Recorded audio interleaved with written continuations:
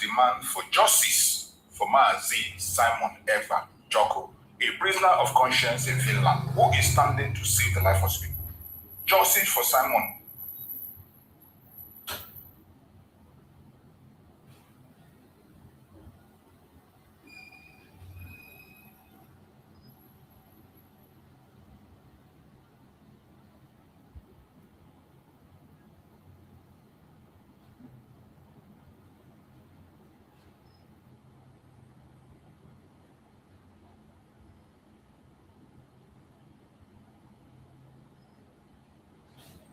Biafra's demand for justice for Maazi Simon Ekpa Joko, a prisoner of conscience in Finland, who is standing to save the life of people.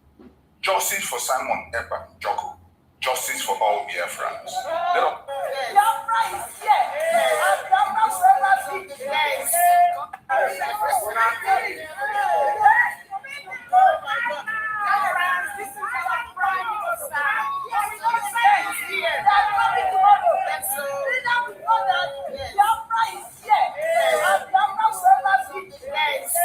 Let me say something. Biafrans, please, this is our Prime Minister. We came here, we are not allowed to talk, but they just surprised us. And we appreciate it. Thank you so much. Oh my God.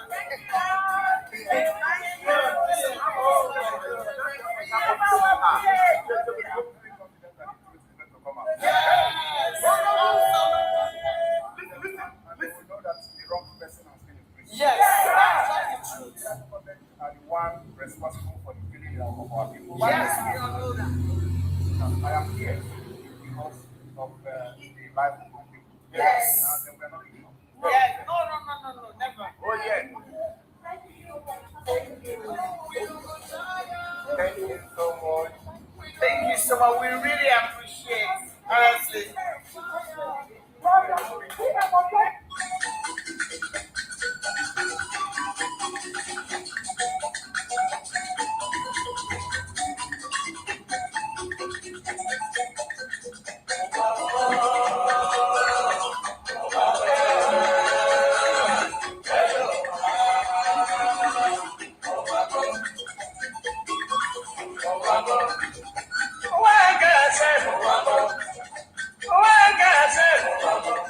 This is my wicked word. This is like a crucial word. Listen to Palibrand. I've been telling you a story about the one lady girl. Pali they go to work. Pali they work for bank. Then I end up for bottle. Wherever they go. Opposite goodie. But they don't be on the side. Along the Sukudu road. I see people run. I see people run. Then I ask the driver. And I'm waiting they happen. And I'm waiting they happen. And I'm taking the money back. See no day for dog. See no day for dog. If you better you take your irons. Then I call the driver. Driver waiting. Driver waiting.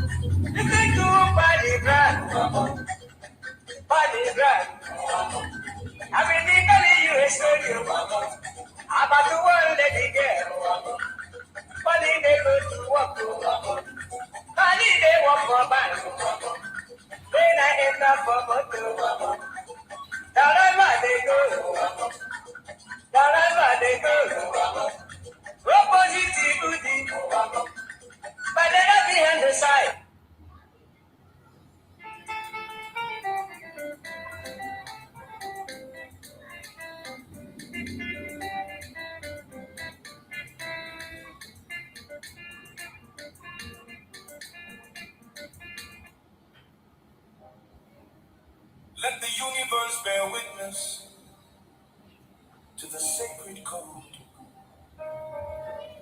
The ground beneath us does not yield to seasonal guests.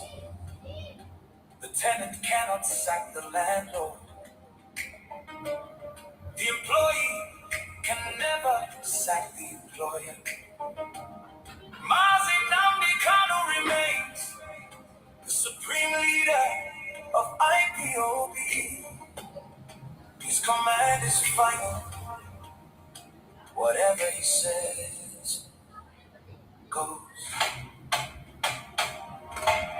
Pursuant to the strict authority of the supreme leader and the sacred unyielding IPO code of conduct, the third administration of the DOS is hereby dissolved. The sentence is passed, your names are permanently erased. Chikaedozi, you are sacked. Tony Nzurumike, you are sacked. Austin Akpanyim, you are sacked. Kuya Forma, you are sacked. Isaiah Uba, you are sacked. Collins Chinedu, you are sacked. Gina Zanworu, you are sacked. Fidelis Ejoku, you are sacked. Chidin Manworu, Juliet Edwards Filatro, you are sacked. You are indefinitely expelled. You are Nigerian agents. Stay off from IPOB. You no longer speak. You no longer act for the children of light. The employee cannot fire the boss. Tenant cannot sack the landlord. Mazi Nnamdi Kanu is the leader, the supreme leader of IPOB. Through the trials, through the chains, his word remains absolute. Whatever Mazi Nnamdi Kanu says goes. Whatever the supreme leader says goes. They thought darkness could hide the shadows of greed. They forgot the soil remembers every treacherous deed. After the illegal extraction, when the leader was taken away, the enemies of the struggle came out to play. Governor Dave Umahi paid $500,000 of blood money bribed to buy cars for the scholars of shame. They took the cash, sabotaged the readings, and traded the crown, bribing media houses just to tear the leader's legacy down. But the truth is a rock, it crushes the hand that betrays. But in the darkest hour, the true guardian stood high, refusing to let the message of restoration die. We lift our voices to honor the ones who defended the light, the shield of the truth in the dead of the night. Thank you, Biafra, thank God, media for standing support, for ensuring the good of the truth was always told. Salute to the dedicated souls of heaven, standing the test. Salute to the rising sun, yielding and blessed, and the ambassador for self-determination marching ahead. Keeping the fire burning for the living and the dead. You defended the leader, you shielded the name from the state. Oh, whatever Mazi Nnamdi Kanu say goes. Whatever the supreme leader says goes. The fourth DOS is here, working with global power to heal the land. The genocide must stop. The boss has spoken. Victory is absolute.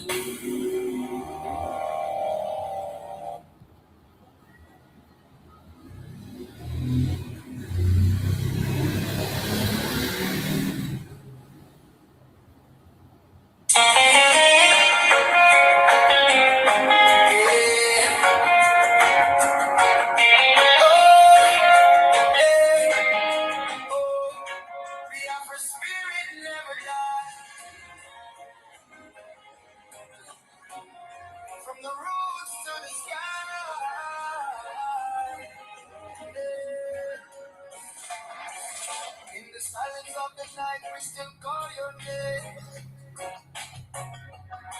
Through the storm and the struggle, we carry your flame. Though the walls may be high and the chains may be strong, your voice echoes louder every freedom song. Oh, we remember your courage, we remember your stand. For the people, for the future, for the promised land. Even when you're not here, your spirit still leads. In the hearts of the people, in our words and deeds. Oh, we don't go tired, we don't go fall. Through the fire, we stand tall. We know he will be free. Oh yeah. In our hearts, in our dreams, we believe. Simon Ekpa, we call your name. Born for the struggle, born for the flame. We know he will be free. One day, through the night, we go see better day. We miss your voice, your guiding light. But your spirit keeps the fire burning bright. From the streets to the villages, the message go round. Every voice, every soul in a freedom sound. No prison can silence what the truth has begun. Like the rising of the moon and the shining of the sun. Hey, they can try to hold you down, but they don't understand. This is bigger than a man, it's the cry of a lion. From the learners to the youth, everybody knows. Freedom is a seed and it's already grown. Oh, we go rise again. We don't go fade through the pain. Your voice we hear. We know he will be free. Oh yeah. In our hearts, in our dreams, we believe. Simon Ekpa, we call your name. Born for the struggle, born for the flame. We know he will be free. One day, through the night, we go see better day. We miss your voice, your guiding light. But your spirit keeps the fire burning bright. Even in absence, you're never gone. In every prayer, in every song. Your strength lives on, your fire remains. Breaking the silence, breaking the day.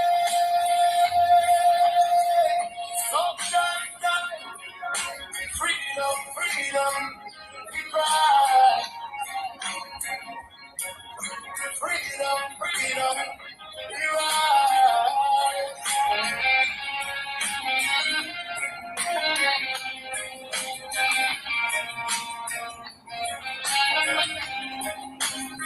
We know he will be free. Oh yeah. In our hearts, in our dreams, we believe. Simon Ekpa, we call your name. Born for the struggle, born for the flame. We know he will.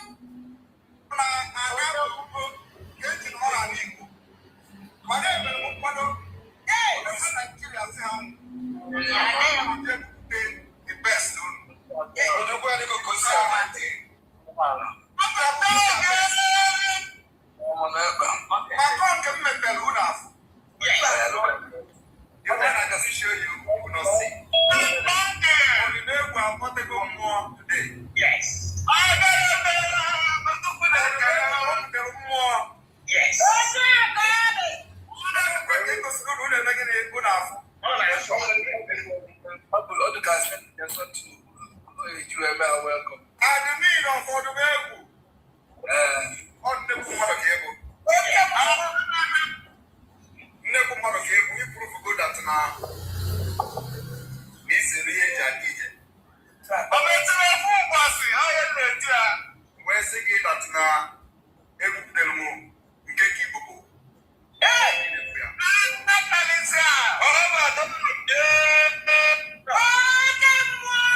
Biafra bụ obodo nsọ. Biafra bụ ana nsọ. Yes. Maka anyị malụ ihe Chineke kere n'ala Biafra. Yes. Ọ sị na n'ike nwa eze anaghị akwa na mba. Maka na afụnube m ụdị a before.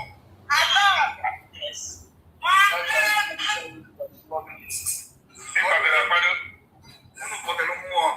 Yes. Ihe ka unu taa bụ na struggle a echenjigo from this moment.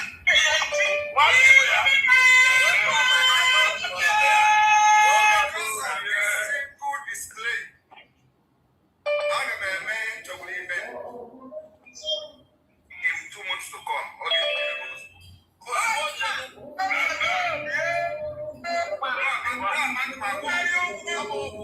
agwa m unu na Nigeria edebe ndị na ha ga-ede.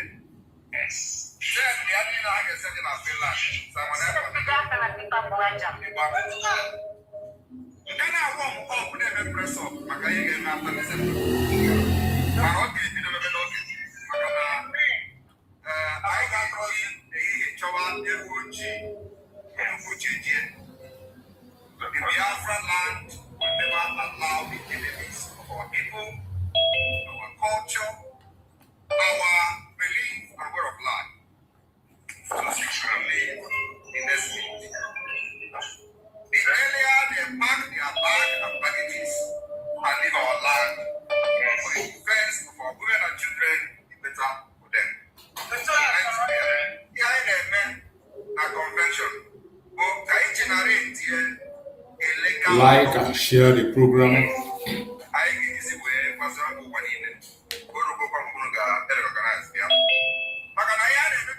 Like and share as you join us. Like and share the program to all platforms. We are not wanted in Nigeria. It is only awareness that Nigeria was not created to favor every indigenous person within that Nigeria area. And so, it is for the best interest of everybody that we go our separate ways to develop ourselves in the best way possible. So we can value and recognize our culture, our differences, and develop our land ourselves and compete among the nations. Where criminals and fraudsters will not be vying for positions with the money they stole from America. That is what we are fighting for. Yes. All of you remember those who promised to bring 25 kilos cars to kill our people in Biafra land. They are all involved in the internet scam. Yeah. Those who was bragging how they will bring dealers from Abuja to stop us, they are all involved. The local government chairman that was arrested by the FBI on multi-billion-dollar fraud, they are all together. They are the people bragging how they are going to bring healers to kill our people in Anambra. Today, where are they?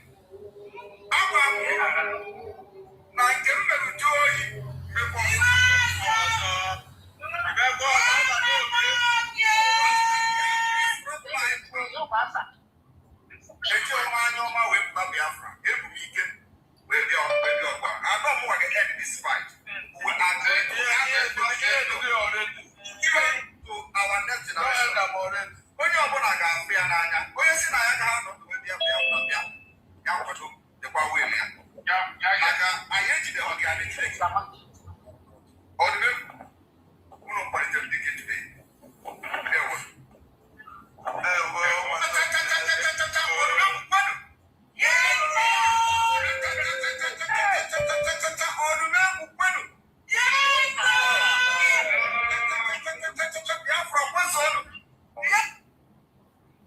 And I'm going to pray the prayer of David from the book of Psalm, chapter 7.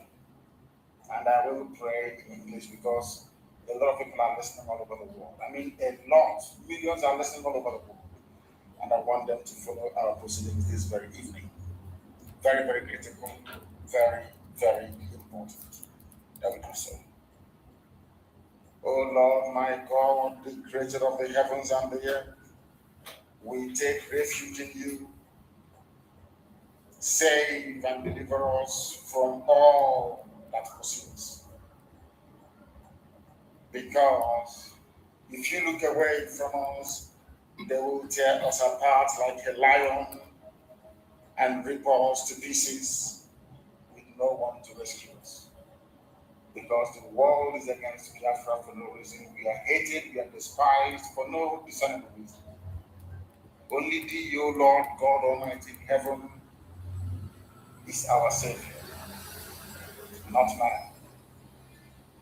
You must come to our rescue. Because you are our Lord and you are our God. If we have done this, if I have done anything, if there is guilt on my hands, if I have repaid anybody, be it friend or an adversary, with evil or without cause, have done wrong to any man or woman, then let the Fulani Janjaweed pursue and overtake me. Let them trample down my life to the ground and make me sleep in the dust. Arise, O Elohim, Adonai El Shaddai, in your anger, rise up against the rage of the Fulani Janjaweed Caliphate and the Zoological Republic. You will rise and you will fight for your children. You will awake, O Heavenly Father, Lord God Almighty, the creator of the heavens and the earth, the owner of the universe, for you must decree justice. Let your children and all men and of goodwill gather around you while you sit on top of your throne in the highest of the heavens, the habitation that only thee can ever occupy. Only you, O Heavenly Father, will judge the people. You will vindicate me, O Lord. You will vindicate IPOB. You will vindicate your children of Biafra according to our righteousness, according to our integrity. O Most High, bring an end to the violence of the wicked. Bring an end to Fulani Janjaweed violence in our land. Bring an end to their abductions. Bring an end to their kidnappings. Bring an end to their extrajudicial slaughter of the innocent. Bring an end to their forced conversion of Christians into Islam. Bring to an end their mediocrity. Bring to an end their senseless feudal rule. Bring to an end their evil and their deception.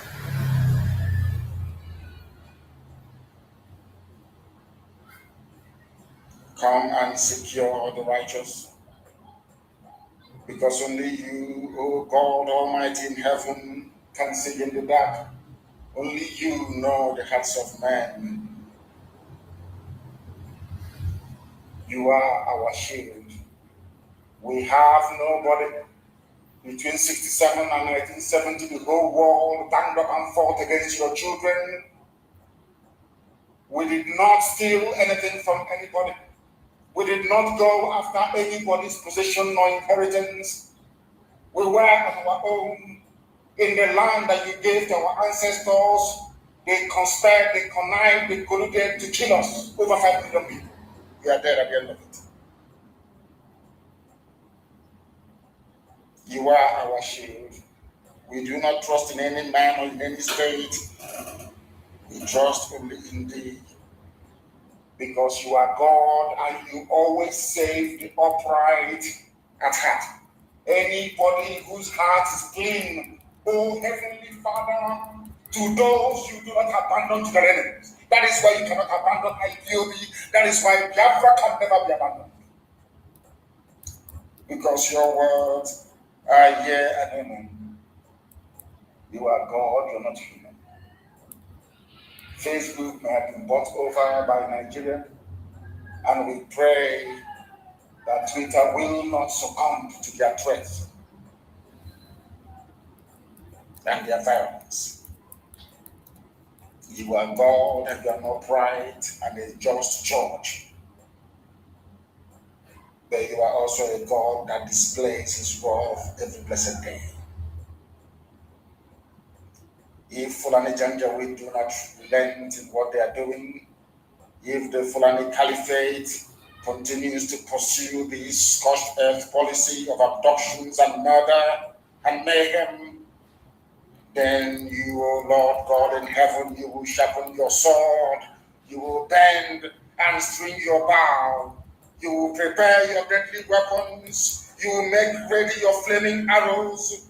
Whoever is pregnant with evil conceives trouble and gives birth to disillusionment. That is what is happening in this so-called Nigeria. Nigeria is pregnant with evil because it conceived trouble and it has now given birth to disillusionment. All the holes that the Fulani Janjaweed are digging for us into that pit, they are falling into one after the other. The trouble that they have caused will always rebound on them. Yes. Their violence will come down on their own heads. Yes, sir.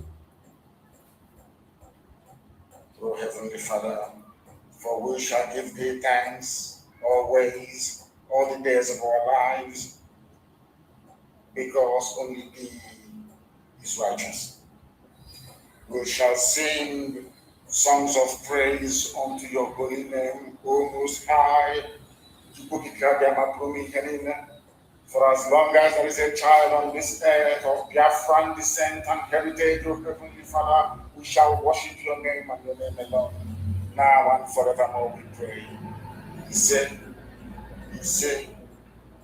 that was our prayer this evening. We are now going to proceed without further hesitation to bring to you the gospel which I have been mandated by heaven to preach to the children of men.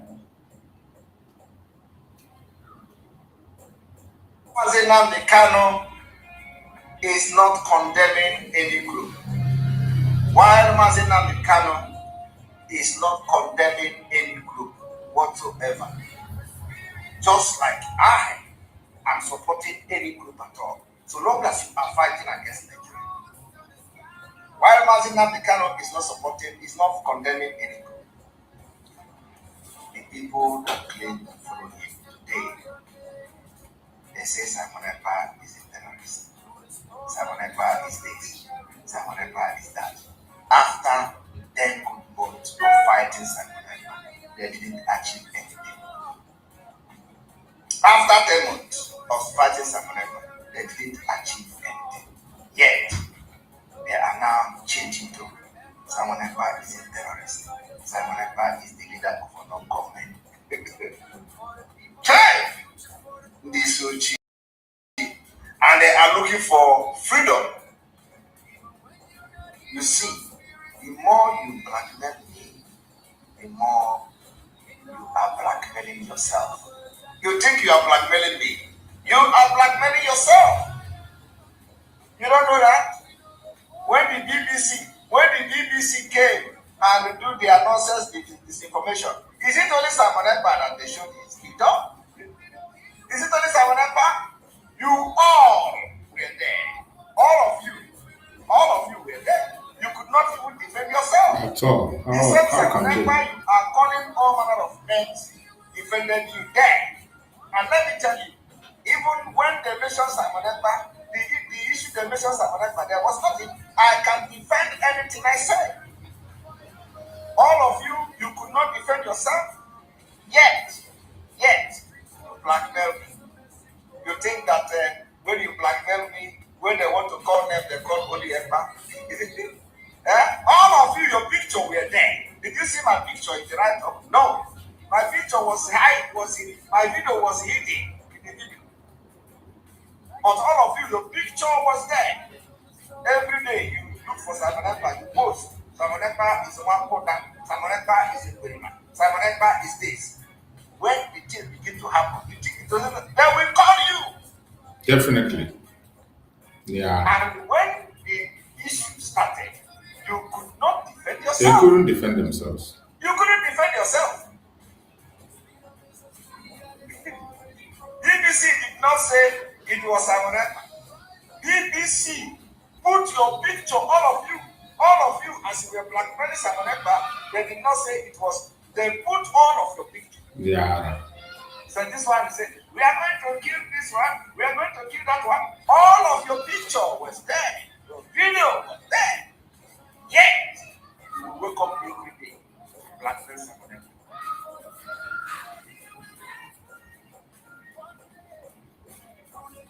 And if you don't, of course, some of you can never live. They will never. Hatred and jealousy of Simon Ekpa They will never has live. beclouded the brain that you don't even have at all. I do not know when they are going to learn. They think when they promote Simon Ekpa by calling Simon Ekpa criminal, BBC will come and say Simon Ekpa. Yeah. All of you, the more you are calling me a terrorist, the way you are calling me a terrorist is the same thing you are calling yourself. They You are. think when you be a terrorist is oh Jesus Christ. This BBC disinformation should have teach all of you a lesson. They will never learn. You think when you come to social media because you hate me, because you are jealous of me, because you don't like me, you think when you call me criminal, you are going to pay for everything you say. You are going to pay. You carry my name and blackmail. Simon Ekpa is the leader of a non-government. Simon Ekpa is this one. Simon Ekpa is that one. You see the way BBC is dealing with you people. If anything is going to happen anywhere, you are going to also be dragged into it. And you can't even defend yourself. It's a body boss. Itim patakas. It's in Pataka. Everywhere. Get yourself educated, you say no. Go to school, you say no. Simon Ekpa every day. Simon Ekpa every morning.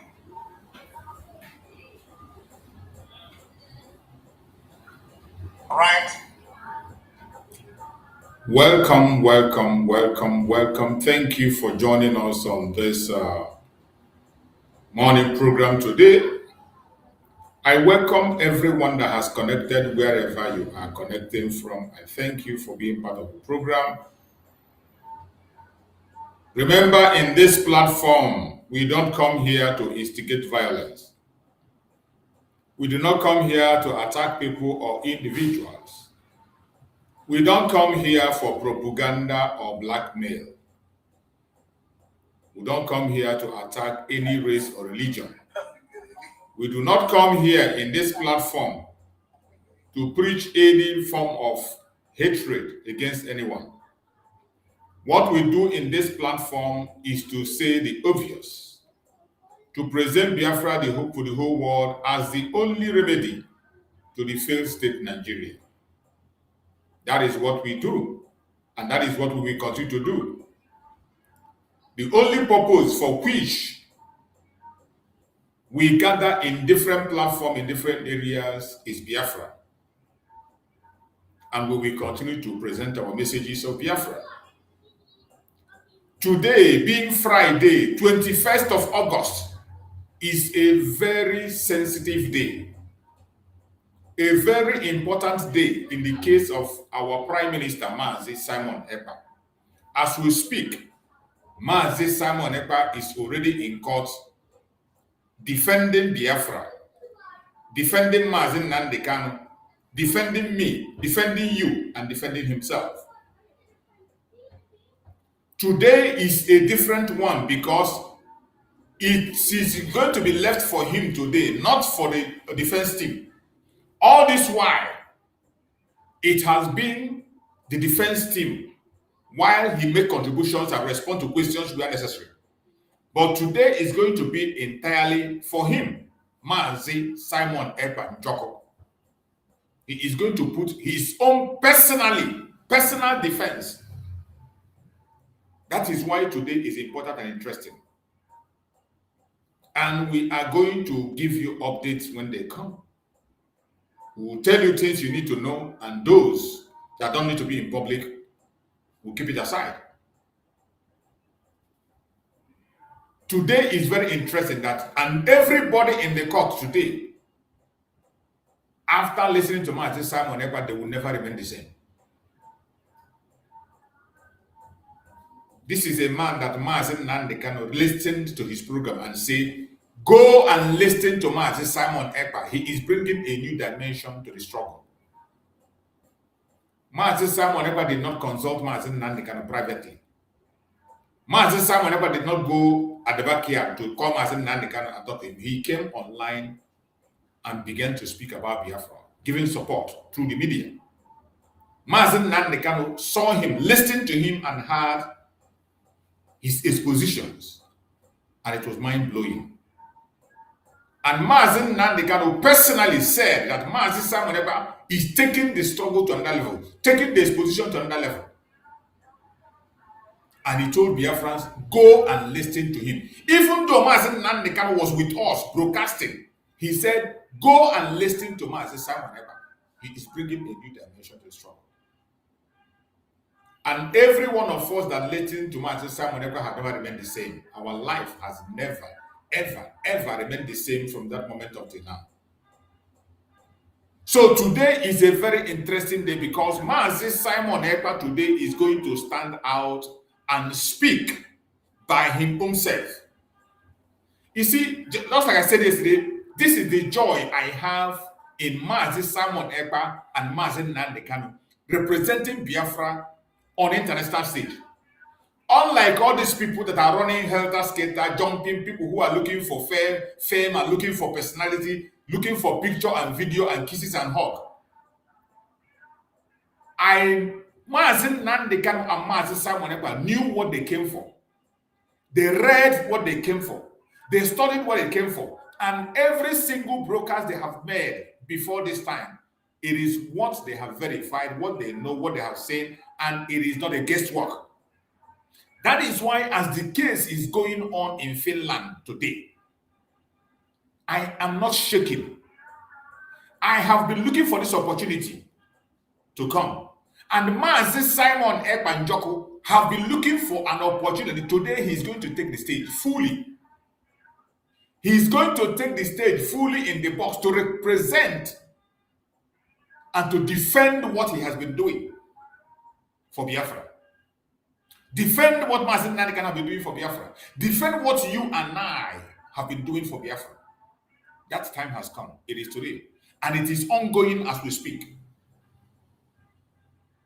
In Finland, as we speak, the case of Mazi Simon Ekpa is up. Mazi Simon Ekpa is standing by his own self, uninterrupted.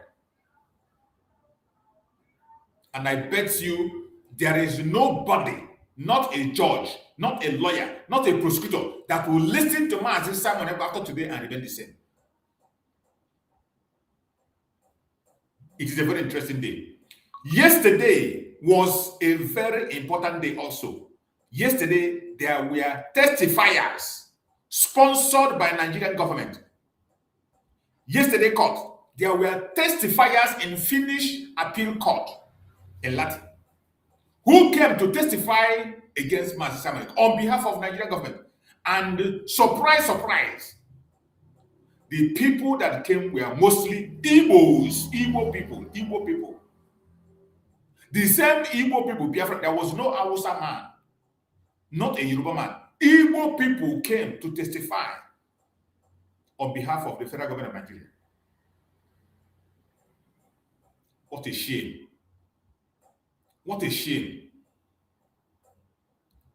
I don't know when betrayal, when Mazi Nandekano began to describe the betrayal of an Igbo man, Mazi Nandekano, when he began to describe the betrayal, he said, there is no saboteur on the planet Earth No saboteur on the planet Earth that is as dangerous as a saboteur, Igbo saboteur.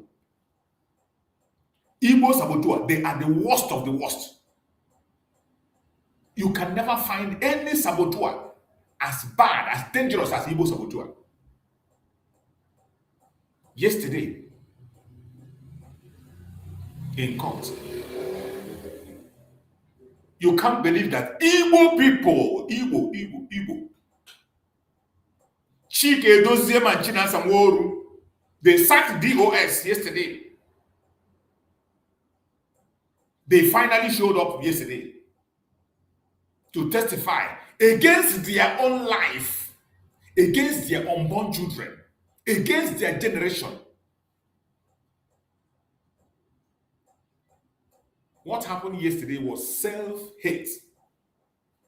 And I just begin to wonder, how will those judges and lawyers be seeing these idiots? What would they be feeling in their mind?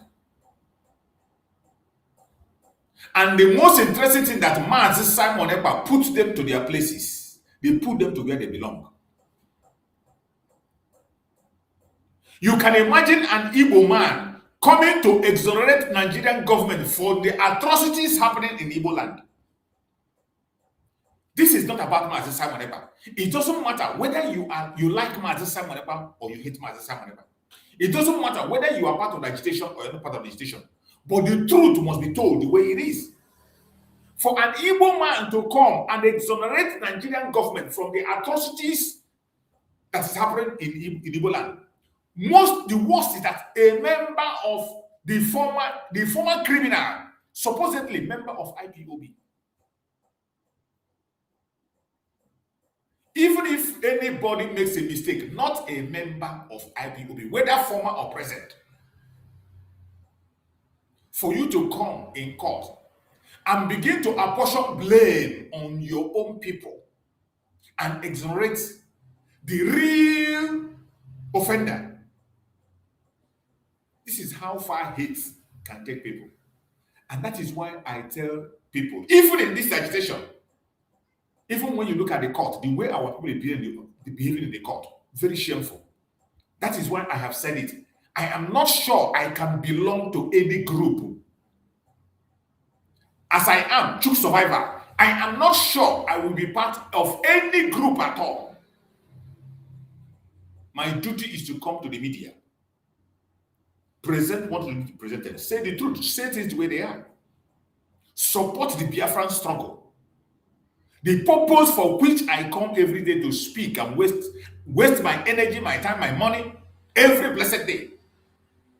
The purpose is for freedom, my own freedom, the freedom of my children, and the freedom of my unborn children. That is why I am coming every day, and that is my concern. The freedom of the Biafra people. I don't care about your group. Whatever title you give to yourself, it's up to you. Because at the end of the day, the only thing we create easily among ourselves is hate. Even in this court, where Mazi Simon Ekpa is begging for unity, you see some bunch of idiots are still there. It is about them. They on camera, it is about them. They speak, it's about them. They bring information, it's about them. They give an open speech, they give what do they call it, press release, it's about them. They ignore one particular thing that matters, our freedom. And every one of them was shocked. You think going to Finland, jumping here and there, hugging Mazi Simon Ekpa, kissing him and doing all sorts of drama will make you relevant in his presence. That means you are not following the struggle. You think making yourself, projecting yourself close to Mazi Simon Ekpa, doing all sorts of drama, now will make him to lose his senses and begin to do otherwise. That means you're not following the struggle. You cannot be more important in this struggle. You cannot, none of you that are projecting and pushing your personal ego, your personal, I don't know how, exaltation, none of you can do half of what the deputy of Mazen Nandekano did. Uchemefo single-handedly was holding IPOB until Mazen Nandekano came out. When he misbehaved, did that stop Mazen Nandekano from distancing himself from him? Did that stop Mazen Nandekano from distancing himself from him? It did not stop Mazen Nandekano from distancing himself from him. We have seen even under Mazen Simon Ekpa, some people have come under Mazen Simon Ekpa. And they did their own job. They did what they know they can do. They operated at the highest level. Madam Azuka was in charge of security. Defense minister at a state. She was a defense minister. There are other people that occupy important positions. Did that make them untouchable? It didn't. When it became necessary that they should give way, they gave way and other people came in. The same thing we are seeing today as we speak, the same thing is what is happening today as we speak. And some of us don't learn. Will you be so important to Mazi Simon Ekpa than other people that have come in the past that played a major impact to get us here? Even though they deviated at a long way. Even though they deviated, they played a role. You will still remember that they played a role. Until when they deviated, they were kicked out. They were kicked out, regardless whatever they did. Will you do more than Nelly? Will you play a role more than what Nelly played after the kidnapping of Martin Nanigan? You have seen me play many videos where my sister talk about her and praise her for what he did. That is why when I see people jumping around in that court, I laugh. Because I know the men I promote and the men I follow. Mazi Nnamdi Kanu and Mazi Simon Ekpa Njoko. People with sound mind.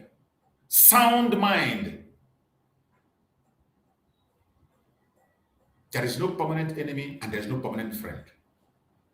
What matters is the Biafra restoration. There was a program that Mazi Simon Ekpa made. He said, I am not your friend. You are not my friend. The only thing that connects us is Biafra. And let us face it and pursue it and get it. Mazi Simon Ekpa made that program. You are not my friend. I'm not your friend. And I say the same. The only thing that connects most of us here is this Biafra struggle. Nothing again. And nothing on the planet Earth might connect me and you. So many of us, we will never ever cross paths until the world ends. All we are doing is to make our own impact from our direction, from angle where we are. I am saying all these things because of the attitude of our people. Yesterday, the ex-DOS, the sacked DOS, and even they were proud to go to their platform. They were writing that they came. They were proud. Go and ask the person you sent what he saw in the court. Some of them probably go to their platform and they write, go ask the person that you sent to Finland what he saw. An idiot who came to accuse Mazi Simon Ekpa. And when the defense lawyer of Mazi Simon Ekpa asked that idiot about the origin of the insecurity in Biafra land, you can imagine somebody that claimed to be an agitator under Mazi Nnamdi Kanu in IPOB, an agitator. He began to talk about 2019. He started from 2019. And with his illustration from 2019, then the prosecutor, the defense lawyer was asking him about the genesis of the insecurity, which even Nigerian government have talked about. Nigerian media has spoken about that this insecurity started pushed back all the way from 2015. Not just even from 2015, it started like the summit they held, the Southeast summit they held. A general in that Southeast summit said that the insecurity, the problem started all the way from 1970. From 1970. But the defense lawyer of Mazi Simon Ekpa picked the fight from 2016 after the arrest of Mazi Nandi Okukan in 2015. 2016, Python dance. The number of deaths that was done, which even Al Jazeera took one of the video and showed Muhammad Buhari. He couldn't look at it. And the defense lawyer was asking him, was Mazi Simon Ekpa there from 2015 upwards, that the record shows that more than 5,000 Igbo youths have been murdered from 2015 till date? Was Mazi Simon Ekpa there? And the lawyer asked him, the lawyer asked the idiot, who was responsible for the death of the Biafrans from 2015 till 2019? You are talking from 2015 to 2018. Who was responsible for the atrocities, for the loss of life? And you know when somebody lies, once you are lying, you begin to stammer. Is it not laughable that somebody who claimed to be a member of IPOB ignored the destruction that Nigerian government did in the life of the Biafra people during the Python dance? And you are blaming Mazi Simon Ekpa. And the lawyer asked him, who was responsible for the death of thousands of Igbo people, thousands of Biafrans, from 2016 up until 2018? Who was responsible? And the idiot could not answer. He said he doesn't know. You don't know. You do not know the people who were responsible for the death. But all of a sudden, from 2019 upwards, even when Mazi Simon Ekpa was not in charge, Mazi Simon Ekpa only came into the picture in 2021. Mazi Simon Ekpa only took over after the kidnapping of Mazi Nnamdi Kanu. That was when he took over completely. And the lawyer was asking him, who were responsible? Who was the one responsible for these deaths from 2016 up until 2019? Who? He could not explain. He could not explain. And the bunch of idiots that sent him, you go to their platform, they are rejoicing that they sent that we saw their delegates in Finland. Call your delegate and ask him what he saw. And that your delegate, wait, he is going to face the music. Except even if he escaped from Finland, even if he escaped, he will definitely go to jail. Anywhere he goes, he will be arrested. For false witness, he will be arrested. For bearing false witness against an innocent man, he must surely go in for it. This is how the heart of some of us are. It is about you. If not you, no other person is reasonable. The same thing is what they are still doing. If you watch videos that are coming from the court, the way they talk and the way they behave, you still see that wicked heart is still in them. People, unforgiving mind, envy and jealousy. Nobody say we must speak one. You can disagree, but why are you taking your disagreement to wickedness? Why are you taking your disagreement to hostility and hatred? Why must you take it that direction?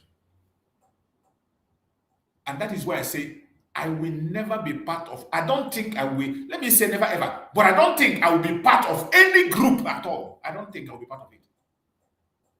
I don't think I will be part of any group because of what I have seen, because of what I'm still seeing. Look at that Finland.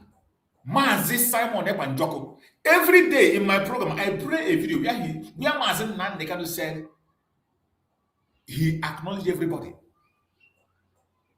He is with everybody. Mazi Simon Ekpa said, I am with everybody. I acknowledge everybody. I don't hate anybody. As long as you're fighting against the enemy, the Nigerian government, I am with you. And yet, you see our people in that court, how they behave. They continue to create that segregation. When they issue a press statement, it is about themselves. It is a war. Everything that comes out of them, even the way they record their videos that they show to the world, the same thing. And the worst one is the idiocy of those ones who doesn't know what media is. The attack on Dr. Masanga is the worst of worst. The attack they are giving to Dr. Masanga is the worst thing I have ever seen that any idiot will do. You don't know what is called media. For those who do not know Dr. Masanga, go and ask about him. Go and make inquiry about him. You can go to Google and Google his name and see. And I want to ask every one of you here, why did you think Mazen Nandekano went to Dr. Masanga platform? Why did you think he went there? Do you think he went there to make Dr. Masanga popular? Do you think that Mazen Nandekano went to the platform of Dr. Masanga to make Dr. Masanga popular? No. Mazen Nandekano was looking for visibility. And when we talk about visibility is not just about your Biafran people. Every one of us that is doing Biafran program, how many people are watching you internationally? How many people? How many responsible people from international communities are watching you? When we talk about visibility in the restoration of Biafra, we are not talking a country, we are not talking about a village meeting. You need visibility. And the only thing that can give you that visibility is platform. Look at the case of Martin Simon Ekpa. A very sensitive case, but no media in the world is reporting it. No media. It's only us on social media. And you don't use your senses. Dr. Masanga has a very big platform that is visible. Important personalities are following his platform. Do you know how much it costs? Do you know how much it costs for you to put your content on that very platform of Dr. Masanga? Some of you don't know what media is. You think media is just this way. I come, I open platform. Oh, as I'm talking now in YouTube, you think this is how it ends. Because we talk on YouTube, you just come and you insult. You come to comment section, you write anything you like, you talk and you go. You don't know what media is. You don't know the power of media. You don't. Dr. Masanga has been very, very visible. Very strong. Mazen Nandekano went to that platform to seek for visibility. And Dr. Masanga gave him that visibility. Dr. Masanga gave him, you don't know, this is a platform where Professor Lubumba is always in that platform, conducting programs. These are important personalities in Africa that the whole world is watching them. Whatever they say, they have followership from important presidents are following them. Organizations are following them. Important personalities are following them. All these chihuahuas that are running around the going Biafran program, you come and you abuse people and you cause. How many people do you think follow you? How many people do you think follow you on your platform? How many people do you think is the Biafra restoration we are talking about? Recognition and visibility. You think it's about Biafra? It is about Nigerian people watching you. Even how many Nigerian people are watching your program? How many Nigerian people? You're making your program only for you for Igbos, right? Only for Igbo people. You saw a man that have visibility already. Even when Mazi Simon Ekpa went to Dr. Masanga, did you think he went there to promote Dr. Masanga? He didn't go there to promote he went there to promote himself, to use Dr. Masanga to make himself visible. And the appearance of Mazi Simon Ekpa in that program with names like Professor Lumumba gave him a visibility. He gave him visibility. So when we are talking about visibility and media, some of you don't understand it. And you see some of them talking about Dr. Masanga. Oh, that Dr. Masanga is he's not in Finland. He's not in Finland. He's not in the because of the hatred you have for somebody, you transfer it and use it to destroy something that is working. That is idiocy. That is stupidity. And the annoying thing is that people that I think they have common sense, people that I think that are intelligent, people that I think that they are read, they are part of the ones that are pushing this nonsense.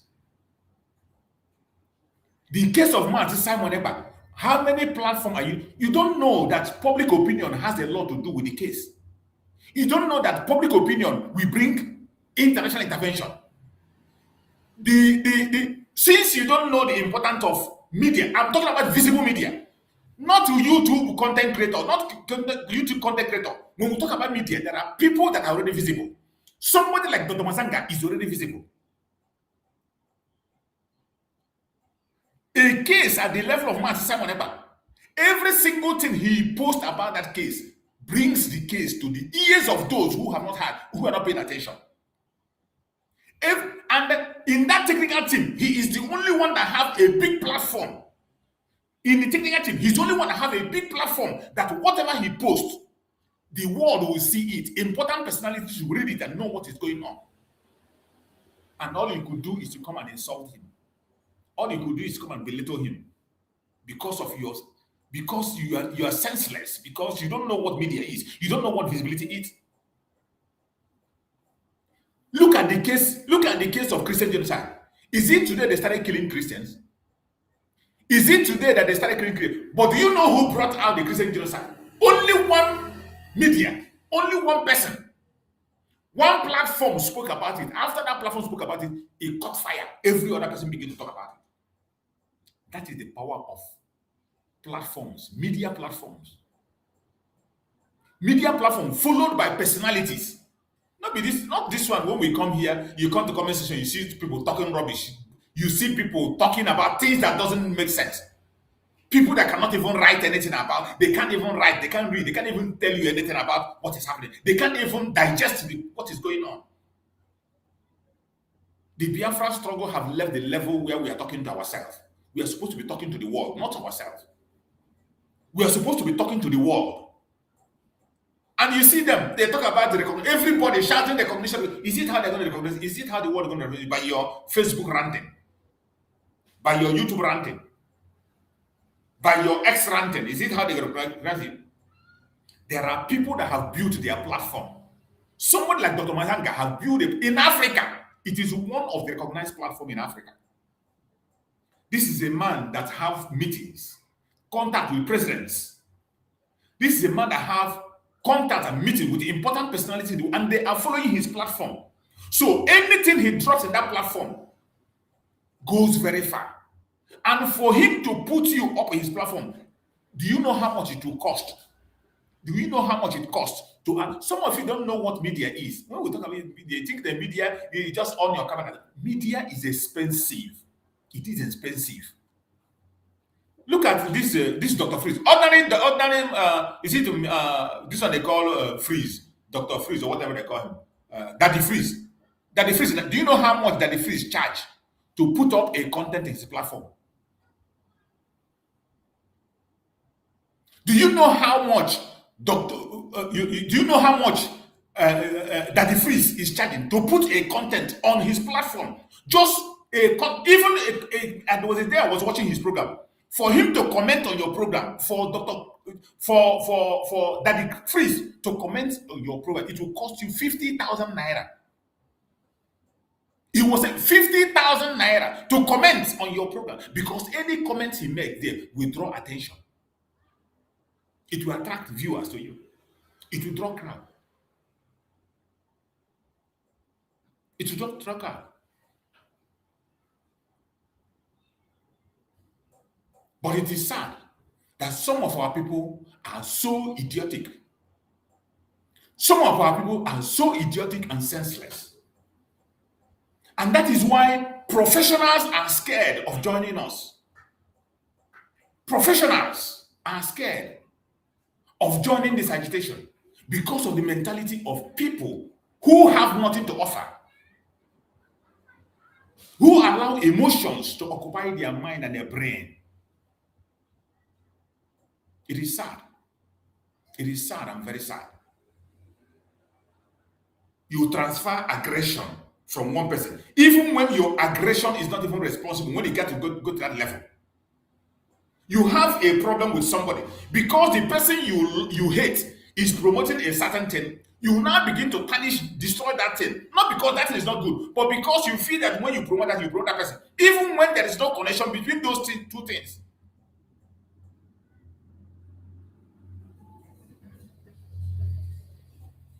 I'm so sad. It is a disgrace, a very big disgrace, the way some of our people behave. Even people you think they have common sense, they don't. That is why I say I belong to nobody. I belong to nobody. I belong to nobody. Exactly. Thank you, my brother. Who is it? Sabinus. They don't know the level for the fact that that man is talking about the issue of Biafra. They don't know the level it went. This man has built a platform before Mazen Nnamdi Kanu. Mazen Nnamdi Kanu went to Dr. Masanga to seek visibility. And Mazen Simon Ekpa went there to seek visibility. And this man promised to give them visibility and give Biafra visibility. And he has been doing it. All of a sudden today, you take your hatred, your local aggro, your local quarrel. You take your local quarrel to take to somebody who is doing something meaningful. You insult him and you belittle him.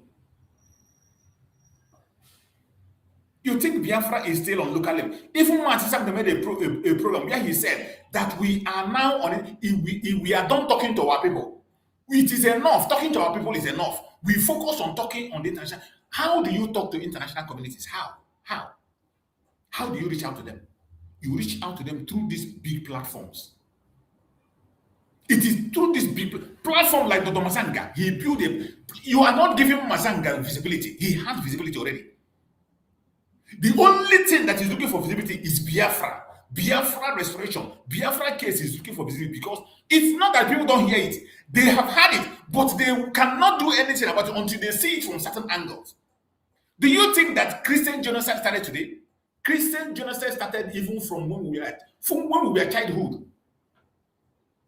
Christian genocide started when I was a child. I lived in the north. I witnessed it. Nobody was talking about it. But the only thing that brought Christian genocide to the front line is a platform. One single platform in the United States spoke about it, and everything caught fire. The White House picked it up. The White House picked it up. And then people began to talk about it. Instead of you to be happy that someone like Dr. Person, look at the case of Mazi Simon Ekpa, a very sensitive and international case. But there is no media in the world. Nigerian media, have you seen any Nigerian media talking about it? You think they don't know what they are doing? You think that they are intentionally killing the issue, make sure that it doesn't go out. The same way that they paid other media houses not to report it. Because in the actual sense, CNN will report this. BBC will report it. HSL will report it because this is a very important issue that has to do, not just the result of the case, it will affect thousands of people. It will affect millions of activists across the world. It is not about Mazi Simon Ekpa. It is not, this case is not about Mazi Simon Ekpa, but no media, you can't hear it anywhere. You think it's ordinary. Mazi Nnamdi Kanu has been crying for visibility and has been looking for it. Today, you see one platform that is visible. Even many platforms are afraid of projecting it because they feel it will damage their platform. They see it as a damage to their platform. You don't know. And the only man that have courage, instead of encouraging him, some of you are busy saying he's not in the court. What? Must he be in the court?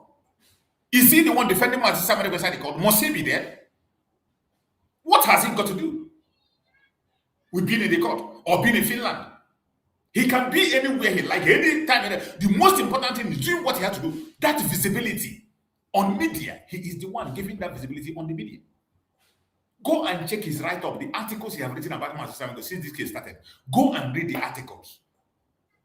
Go to his platform and read every single article he wrote about Mazi Simon Ekpa and come back and tell me if those articles were negative or positive. Go back, watch the videos he has made about this case of Mazi Simon Ekpa. Come back and tell me if it was negative or positive. Were you the one that built the platform for him? Is it Biafra that gave him that platform? Is it Biafra that built the platform or gave him that platform? He's only one giving us visibility. The least we could do is to appreciate him, but we don't. That is how we fight ourselves. Look at yesterday in the court. DOS sent somebody yesterday to come and testify against Mazi Simon, and he came and testified. Lied. He came and lied. And the defense counsel, the defense lawyer, Tommy, faced him, asked him a simple question. He couldn't answer. Somebody who claimed to be a member of IPOB, you ask him, who is responsible for those deaths that were happening from 2016 upward? He said he doesn't know. He said he doesn't know. You are a member of IPOB. Were you aware? Were you aware that 28 people were killed in Mazi Nnanikano house? Were you aware that the home of Mazi Nnanikano was attacked? Were you aware that people died during the Python dance? And the idiot was swallowed in his own lies. He was swallowed in his own lies. Even the journalists they contracted, there was a journalist from Finland that they paid, Nigerian government paid him to come and testify. The journalist came there and found out that he has entered into a fraud. From the people who came to the court yesterday, they said the journalist apologized 2 times to Mazi Simon Ekpa for the lie he has told. These were the people they used in the lower court where there was no cross-examination. In this appeal court, the man apologized to Mazi Simon Ekpa twice yesterday. When Mazi Simon Ekpa caught him with his lies, asked him critical questions. Mazi Simon, the same thing with their criminal, Mazi Simon asked him questions he couldn't answer. Gave him questions he couldn't get an answer to. After this case, he will go and serve his sentence. If you like, let him run away from Finland. He will be caught.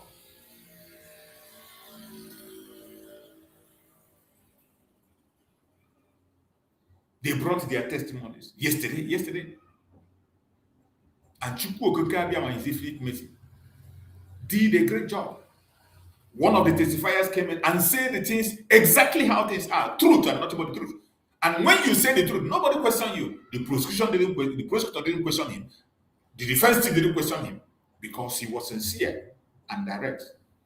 Say what he knows. When the journalists they paid came to lie, Mazi Simon Ekpa caught him red-handed. Mazi Simon Ekpa is a lawyer also. He's a lawyer. Only one question and 2 questions. The man began to fumble and the man began to apologize. They say he apologized 2 times in the court yesterday. The Finnish journalists that they contracted and sent to Nigeria that claim he came to Nigeria. You know, anybody that steps into Nigeria, they know now. A journalist, Mazi Simon was even aware when he was planning to go to Nigeria. He applied the first time because Nigerian government was not aware. They denied him visa. He applied there. When he went for the second one, they gave him condition to give him visa and reached the agreement, paid him for him to lie against Mazi Simon Ekpa. That was when they gave him visa. And while he was going, Mazi Simon was aware. Mazi Simon Ekpa gave him the number of, gave him a name, Mbaka Oko. Reverend Mbaka. Told him to go to Reverend Mbaka. He's a popular preacher in Nigeria, Southeast. Go to him. He's a Christian, a preacher, a clergy. Go to him and ask him about insecurity in the Southeast. He will tell you better. And the journalist did not go to Mbaka. Mazi asked him, why didn't you go to Mbaka that I told you to go to when you get to Nigeria? Why didn't you go to Mbaka? Why didn't you go and interview Mbaka, a clergy that the whole world knows? Why didn't you go to him? So yesterday, Chukwu Okike Abiama disgraced them. Chukwu Okike Abiama disgraced them, gave them the disgrace of their life. He gave them the disgrace of their life. And they met with their disgrace yesterday.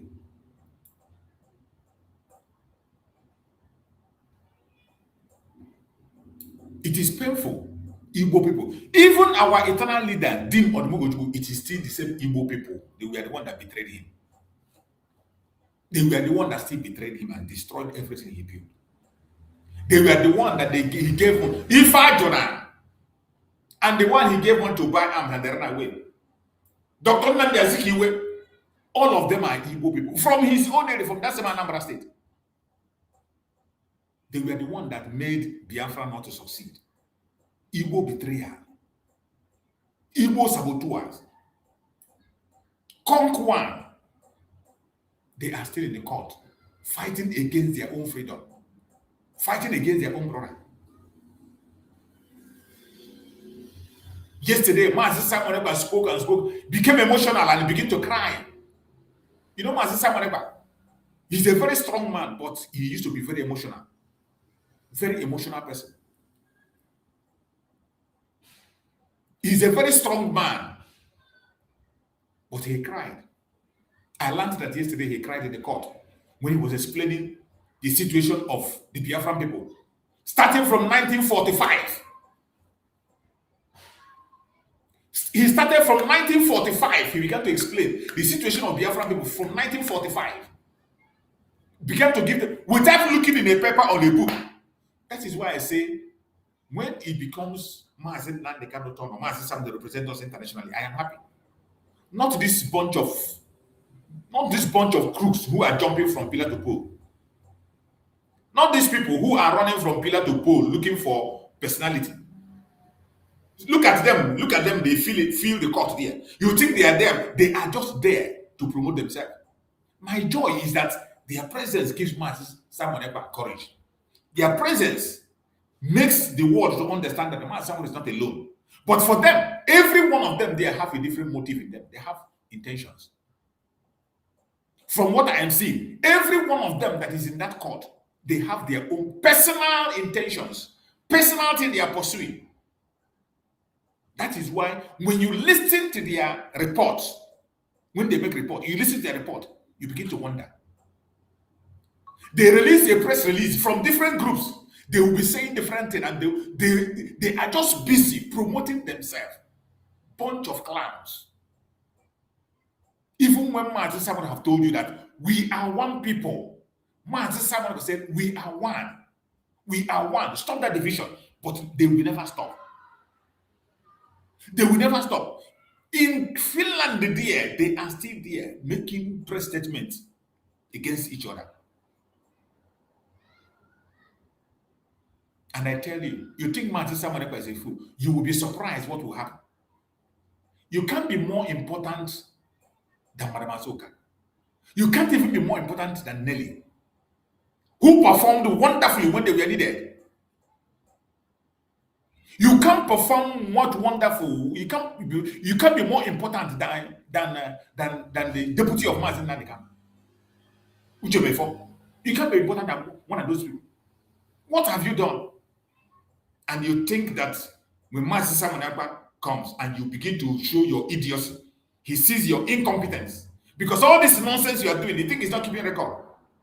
He's keeping record. All this nonsense you are doing, he's keeping record. He's seeing them. Both the ones you are doing, he's present.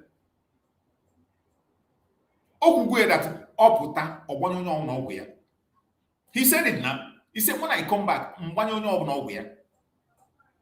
still some of them will not learn. You won't learn. It is so sad. It is very, very sad. My joy is that Biafra is properly represented. I am proud to be a Biafran. And I'm proud to be under the command of Mazi Nnamdi Kanu and our Prime Minister Mazi Simon Ekpa. I am proud of them. I will continue to promote them no matter what happens. No matter what happens. I will continue to promote the cause, promote them. I will continue to stand with them. Come sun, come rain, for better, for worse. until death do us part. I will continue to promote them. Because I will not say until they fall aside, because they will never fall out. Never. Mazen Nandekan, never. Never.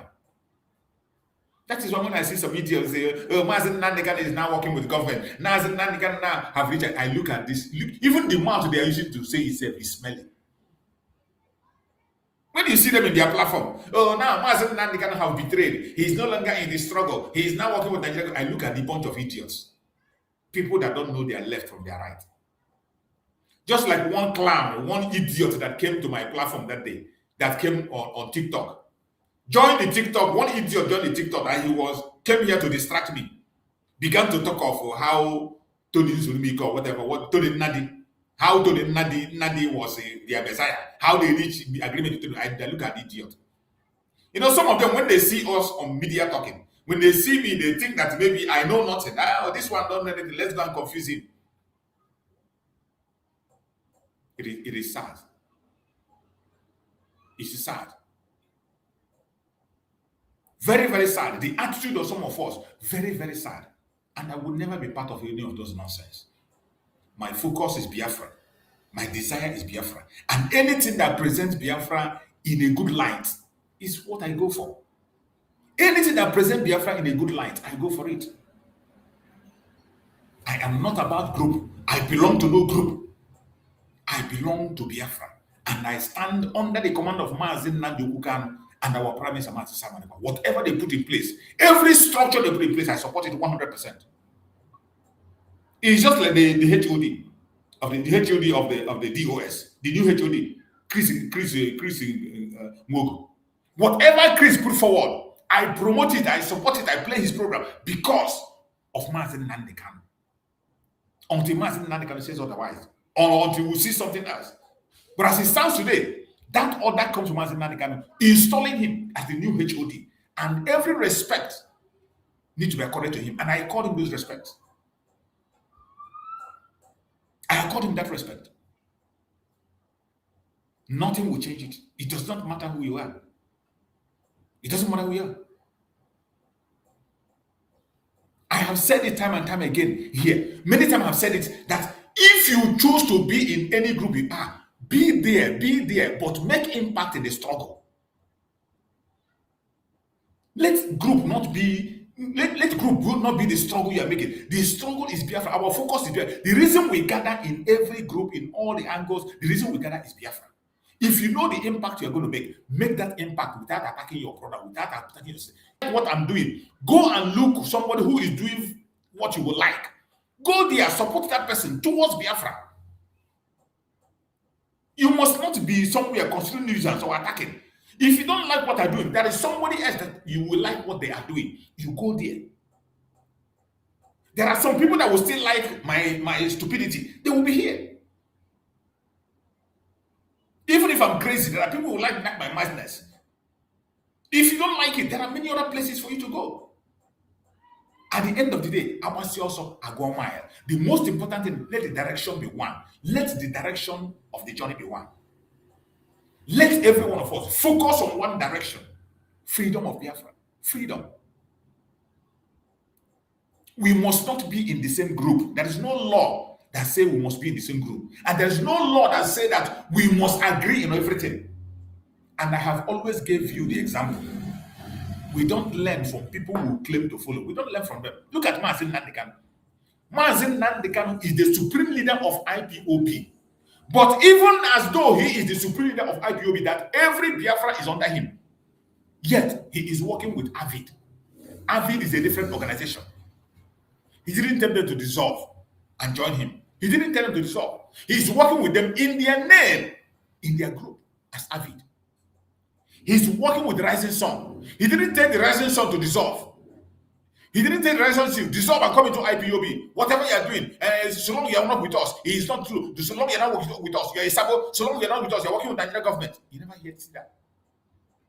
The ambassador for self-determination, they are still working on the Mazen Nandekan. You will never see Mazen Nandekan tell them, dissolve the ambassador of self-determination. Come and join me. If you are not with me, you are a saboteur. If you are not with me, you are not fighting for Biafra. If you are not with me, you can't hear that from Mazen Nandekan. He is working with all of them. And today, look at our sister Rachel. Our sister Rachel in Israel. An Israeli citizen that just married to a Biafra. That sister Rachel worked tirelessly, single-handedly worked tirelessly until the case of Biafra was brought into the parliament of Israel. The case was brought into the parliament. It is not by hearsay. The videos are there. You go to her platform, you see video evidence. When she consulted them, when they were putting down their signature for the debate, every one of them gave the signature. When they made recommendations, you saw it there. And when she did that work, she came back and she called the IPOB, of which is where her husband lies. IPOB under Mazen Nnamdi Kanu. When the SAC DOS wanted to claim the glory, she said, no, you can't claim the glory. I have nothing to do with you. I did this on my own. I worked for it, and I did it because of Biafra. I did it because of Biafra under the supreme leader, Mazen Nnamdi Kanu. And when it came to go to the parliament, she came and she involved IPOB, she involved AVID, she involved ambassador of self-determination. They were all there in Israel. Did you see anybody come to make a program, make a speech and say, oh, now this is just for, it is only IPOB that came to Israel. IPOB is Israel. Anything we are doing in Israel now is only IPOB. Or did you see ambassador of self-determination come and say, oh, it is only ambassador of self-determination. We are the one in charge here. Or you see AVID come and say, oh, AVID, we are the only one in charge here in Israel. We are the one that brought it. They went there as Biafrans. They went there as Biafrans. Every one of them went there as Biafrans. And they presented their case in Knesset, Israel. They presented the case of Biafra in the parliament, Knesset, and they came back. And every one of us rejoiced, and we shared it. And even while we were sharing it, some idiots, Igbo Biafrans, were attacking it. They sacked DOS, the Chinas and Mora and Chike, the criminals who are Nigerian agents. They were attacking that very success. They attacked that success. Ask me why they're attacking it. Because they feel that they were not involved. Their name was not mentioned. They are not in the front line. And that is the mentality many people have in this struggle. Once they are not in the front line, they destroy everything. You have seen some people come online to say that instead of Biafra to come through Mazi Simon Ekpa, let it not come. You can imagine somebody saying that in his own mouth. Somebody coming up to say, instead of Biafra to come through Mazi Simon Ekpa, let it not come. Will any human being, will any normal person make such a statement? You are not normal. You are not normal. You are not normal. And that idiot today, I see one of the voice note he made that they are also circulating, where he is still lying. Even though he's recognizing today that among everybody he has said that Mazi Simon Ekpa stand out. But even while he's making that half confession, he's still lying against Mazi Simon Ekpa. Look at Finland today. When you look at people who go to court, every day I come here, I appreciate everybody. I thank them for coming. It is not easy for one to spend his money and fly to Finland. My joy is that Mazi Simon Ekpa could look behind and he'll see his people. And the people in Finland, the judges and the lawyers will see that he is not fighting for himself. There are people that are with him. That is my joy. Apart from that, when you see the attitude of those who are there, the way they behave, you see them creating division that doesn't exist.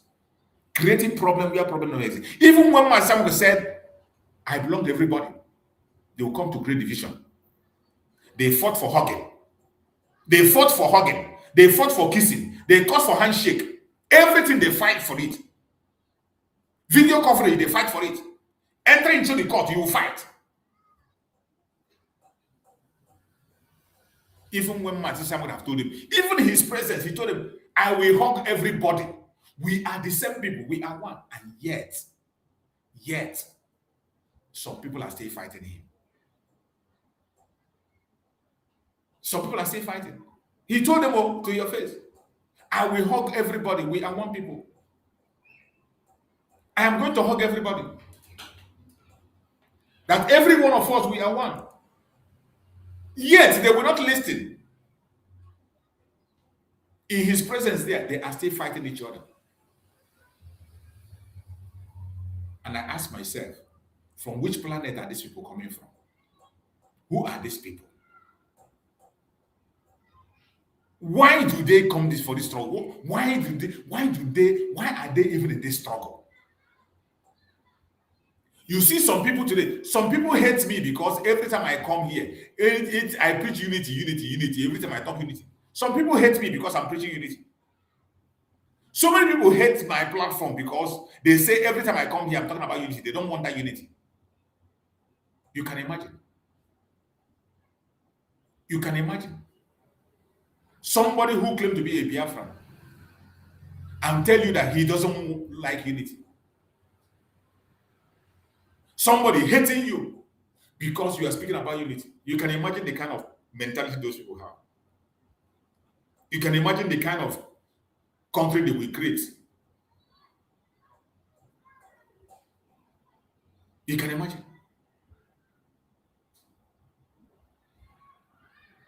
I don't know when we are going to learn to do things right. I can't understand. That is why I distance myself. Each time I distance myself from every group. Every group. I have worked when I worked under some certain group. I have worked when I work under some certain one. My independent now is very, very important for me. And even if Master Simon come out tomorrow, I will still be independent so that I can be able to speak my mind and say things the way they are. So that I can only report something that I can be able to defend. Not reporting something because somebody is saying it. I report what I is. Look at today. Mazin Nandekano, they brought everything he was doing online, and he defended all. Mazin Simon Ekpa, they brought everything he did online, and he defended all. What about you and I? What about you and I? You and you. If they bring you now to defend everything you are talking online, can you defend it? Can you defend it? Assuming now something happened, you have been arrested, and you are being told to defend all. So many of them don't even know what they are talking about. Just like those who are attacking Dr. Masanga.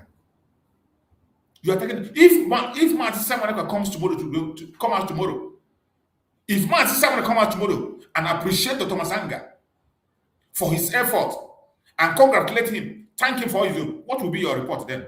How will you cover yourself with shame? What will be your face? What will you look like? How will you look like if Martin Samanaka come out tomorrow and now appreciate Dr. Masanga for what he did? How will you look like? Then you will say, oh, it was a mistake. And then I ask you, what did Dr. Masanga do to you? Did you pay him? Did you give him money that warrant that he must be in the court? He must do what you said. Did you pay him? Dr. Masanga have made a broadcast. He made the writing. He said he is working pro bono for Martin Simon Ekpa. He is following Martin Simon Ekpa's case as a humanitarian. As somebody who is concerned, a friend of Biafra. It's a humanitarian work that he's doing. Nobody is paying him on his own. He is using for his platform free. And I tell you, go privately and ask him how much it costs to put up a. The Muslim guy is strong in the media. If you don't know, he has a strong platform. Apart from the X, he has a media house. So he's very popular media. And I ask you, in all this thing that is happening in Master Samanaba case, did you see any media report it? A very sensitive and international matter. A very sensitive and the most sensitive international matter in Nigeria. The case of Mazen Nandekano and the case of Mazen Samuel is at the level of Mandela. When Mandela was fighting the issue of apartheid and the cases were going on. That is the level the case of Mazen Samuel and Mazen Nandekano is today. But yet, no media house is reporting it. No single media house. The only place, upon the fact that we pour these information out on the media, on social media is on fire because of Master Samuel case, and yet they turn a blind eyes. as if they don't see it. Nigerian government that you and I know that they sleep in social media. But they come to the man and say, Simon Ekpa and Biafra. Do you think they don't know what they're doing? It is intentional. They don't want to blow it out. They want to shut the case down as much as they can because they know the disgrace they are going to get there. They want to control the public opinion by all means. They want to make sure they control the public opinion. They know the effect, what is going to mean. They know what it means. If BBC, Al Jazeera, on CNN reports the case, they know what is going to attract. They know what it means. That is why none of them is paying attention. And it is intentional. That is the power of media. I have given you an example of Christian genocide. You and I know that Christian genocide did not start yesterday. Me that is here, I have lived in the north. I grew up in the north. I attended my secondary school in the north. I witnessed Christian genocide firsthand. No compensation, no report, nobody talked about it. It has been happening. The killings in Nigeria have been, but it was only one media house in the United States. I forgot about the name of that guy. I forgot the name of that guy who made that report. Because of his followership, immediately he made that report, the issue caught fire. Everybody began to speak about it. The White House caught it. Some of you don't, when we talk about visibility, if you are not in the media, you will not understand what is called visibility. You think that media is talking to Biafran people. If the only purpose is just to talking to ourselves, we have talked enough now. If the only purpose of media is we talking to our fellow Biafrans, we have talked enough. You cannot do more than what Mazin Nanekan did with IPOB. You can't do more than that. But he had gotten to a stage where we need to get international attention. We need strong platform, visible platform. Visible platform. Visible platform. We need that. And that is where Nigeria is going to pick them one after the other and block them, pay them. They involve money, pay them and make sure they don't report. And still yet, some of us is playing. Today, my joy is Mazi Simon Ekpa knew what he was coming for before he got here. He knew. And he said it, that this is what I was waiting for. When he went to tell the Finland police that Biafra will be declared in Finland on the 2nd of December, he told us in the cabinet that when he went there, the policeman told him, this move is going to attract international attention. He told the policeman, that is what I want. The policeman told him, this thing you are doing is going to attract international attention. He said, that is what I want. And today, that thing he wanted is what he has gotten. The opportunity has come. More especially today being Friday. Martin Simon Ekpa is going to speak today without obstruction to defend Biafra. He is going to personally defend Biafra, defend me, defend you, defend Mazin Nanekan, and defend himself today. And everywhere you are, the least you can go do is go on your knees and continue to pray for favor. Go on your knees and continue to pray for 2,000 men wisdom on him. That is the least you can do. That is the least you can do. Go on your knees. Continue to pray for our Prime Minister, wherever you are as a Biafra. That is the only thing we can do. And we must continue to do. Because he is there for you. He is there for me. We must not look away.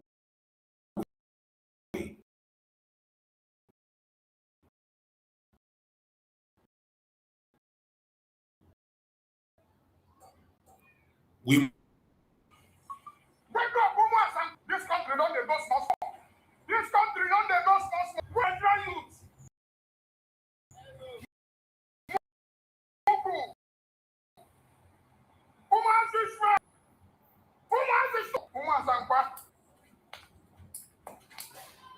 They will never wake up. I call Biafran youths to wake up. Biafran youths, we need to wake up. It is not even about Nigerian youth. It is Biafran youth. We need to wake up and start doing the needful. To wake up and begin to pay attention. We need to wake up and begin to do the needful. We must not allow the enemies to dictate the tone. We must not allow the Janjaweed to dictate the tone.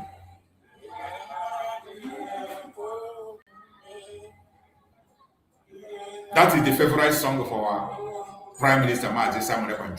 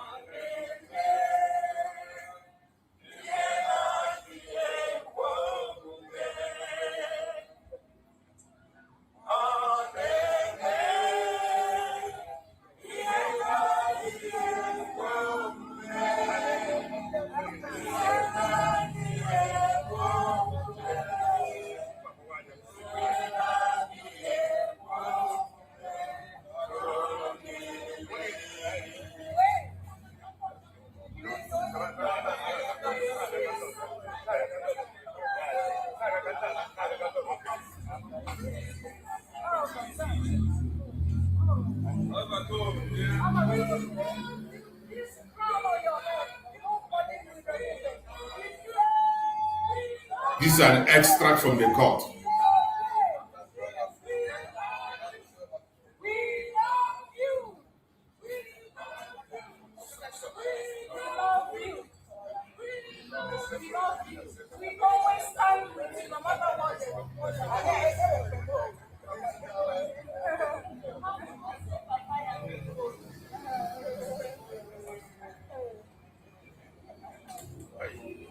Every one of us, we must continue to pray for Mazi Simon Ekpa.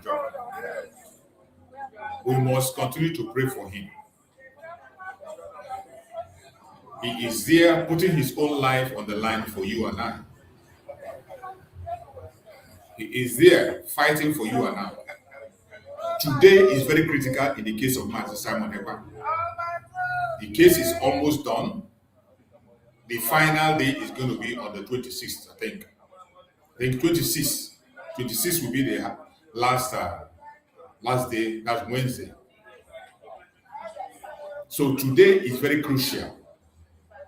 Today, Mazi Simon Ekpa is going to stand out. He has stand by his own self. You know, all this while, his defense team has been doing a great job, amazing job. And the technical department have been furnishing him with information, and so many things have been going on. A lot has been happening. A lot has been happening. The defense team, they have been doing a marvelous work. They have been doing amazingly well. And his teams are doing well. So, every one of us, we must continue to pray for Mazi Simon Ekpa. Continue to do the right thing. Continue to support our Prime Minister Mazi Simon Ekpa. And we should try as much as possible to embrace unity. This is not just about us. It's not just about us. It is about everyone. It is about every single one of us. It is not just about one person. Mazi Simon Ekpa is for everybody. He is not fighting for group. He's not fighting for a section. If you think you are going to draw him to your side, you are a joker. You see all of them. They have lined everyone. Whispering is here. Whispering is here. It doesn't make any difference. That your whisper will not. He's not stupid. Mazi Simon is not stupid. It does not matter how many times you whisper. It doesn't matter what you say. When he comes out, or one on nowhere, just like he said. When he comes out, or one on nowhere, He said it. That when I come out, we are one people. But up to now, some people refuse to understand we are one people. Up to this moment, some people are still busy. Their own business is to project themselves. Some people are just busy trying to make themselves more important. That's all matters to them. They just want to show that they are more important than every other person. That is the highest stupidity I have ever seen. It is sad. Every one of us have a role to play in one way or the other. If you know the role you are playing, play your own role and play it well. Do your own part and allow others to do theirs. We belong together. We are one. And he said it. We are one people. My joy is to see him smile. When I see him smile, I love that. And for Biafrans there putting smile in his face, it is good. But we should learn from him. Not just being there, we must learn. We must learn from him.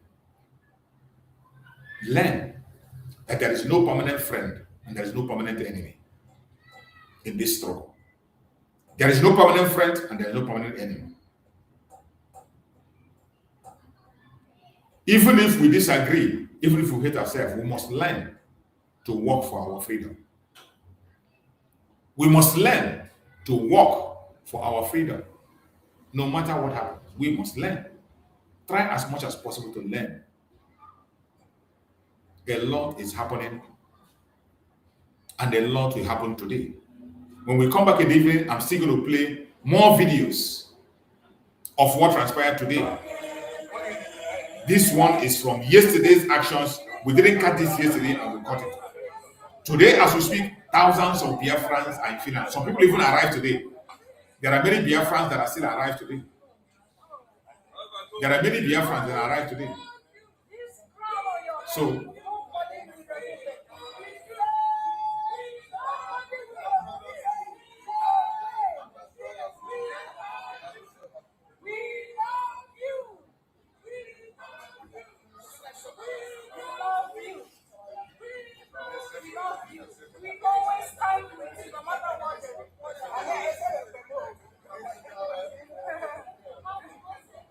many of them, they are not, the picture, they are snapping picture just for their propaganda and their blackmail or showing relevance. All these things, if you do it sincerely with a pure heart, it is good. But when your intention is to attack your brother, to attack your sister, to blackmail or talk against your brother, I saw some of them that went and captured a picture. They captured a picture where they show somebody was standing by the side and watching, and they recorded it. And when they recorded it, they begin to use it as a propaganda outside. There's no need for all those nonsense. There's no need for that. You screenshot something and you begin to post it and begin to share. I can't understand.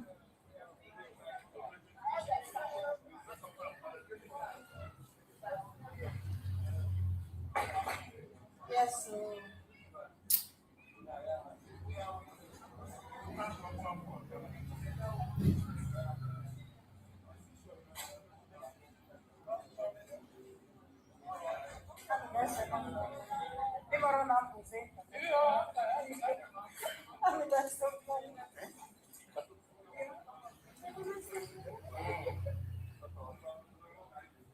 If your motive is good, that's fine. But if you are coming there for propaganda or to get a video that you will use to blackmail or fight each other, that is absolute nonsense. Arrant nonsense. Arrant nonsense. Whatever you are doing must be for good. It must be for good.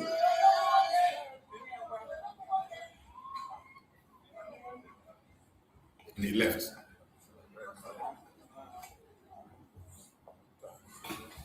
Let's try and hear what the person that recorded this had to say. Let's hear what they have to say. After the court proceeding today, yes, we have 3 able men. We have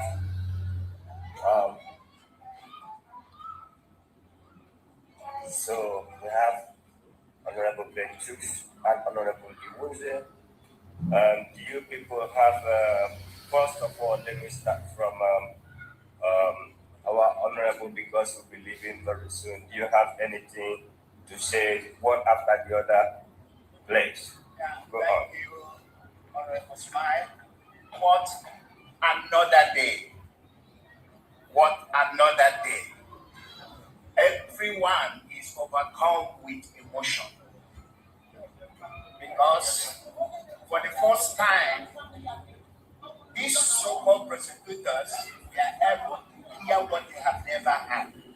What Nigeria have tried to keep away from them.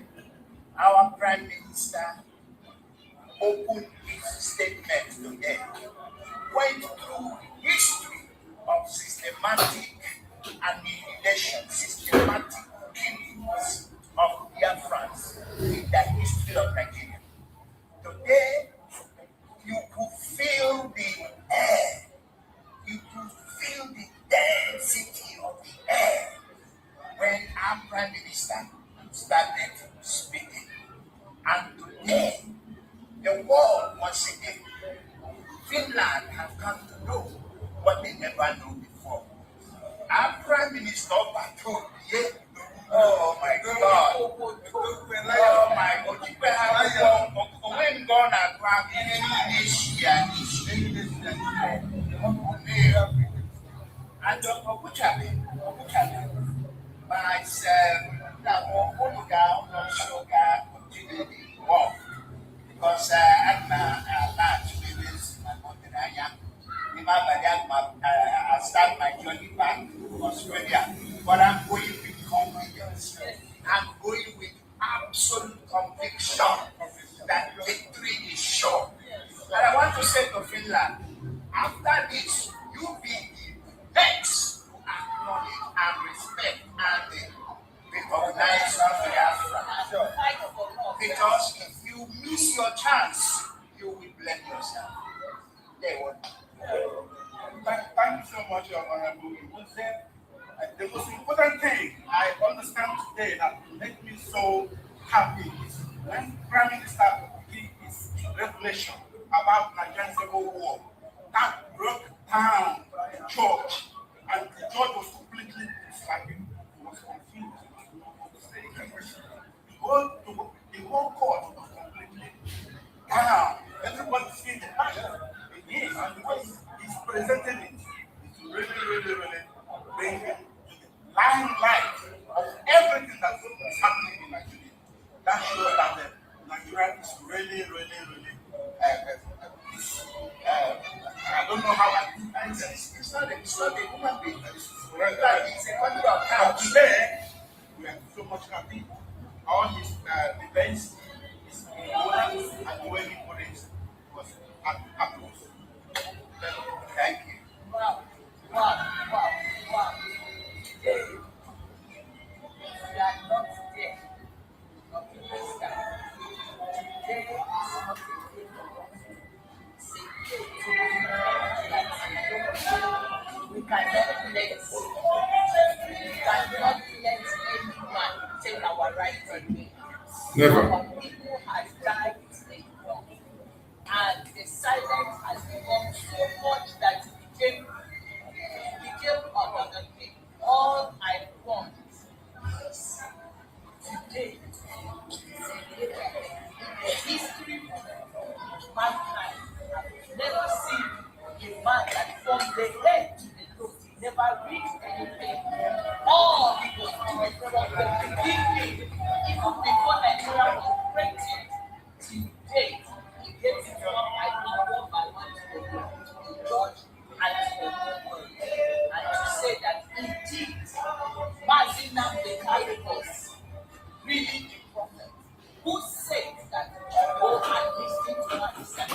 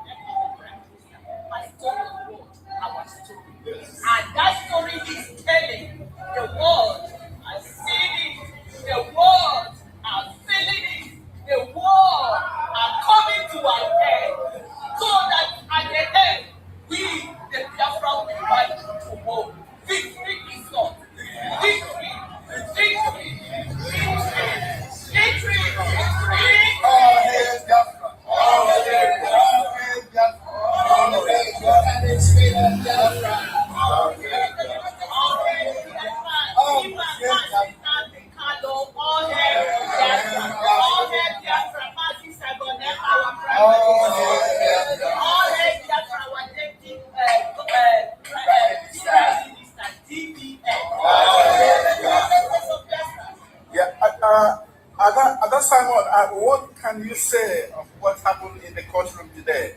I can see how you are deflated, like the verdict is already given.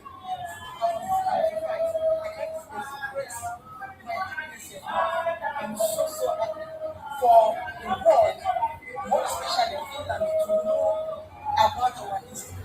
We have got to tell our history. We want other people to tell our history. And today, our people have opened the eyes of the world today. What the Biafra people have been passing through. And this feeling will not start today. That we massacring our people right from the onset. So, I'm so happy that we have this world today.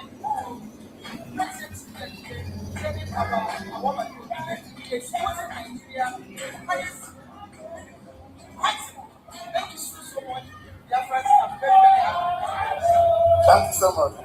I just want to, first of all, I want to thank our Ododo and I thank our people, and then also giving them and I want to say shout out to the people that are doing this and they know themselves. You understand? You know, the bed not to be evil. Never. Never. So I don't want to talk too much. But get at the things will just be. Person will just come out and let men understand. See, you understand me? We did for you there. And you see things. You understand? Eh? Yes. Ekpa. Yes. Yawa. Yes. So, All hail Biafra. All hail Biafra. All hail Biafra. Yeah, sister, what can you say? Because I sometimes I watch you, I see your reaction, and you feel so very, very in good passion. It looks like something is happening. Can you tell us something? Your witness. All I have to say is we still remain optimistic. We still remain positive no matter the plan of the enemy. All I know is Biafra has so our history can only be saved by us. And I'm so excited also that Simon needs to save our history. No one can go international. No one can say that he has not heard of it. If you are waiting for someone else to tell you, you tell your wait forever. You wait forever. So it's a high time.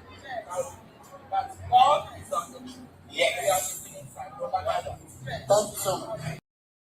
Thank you so much.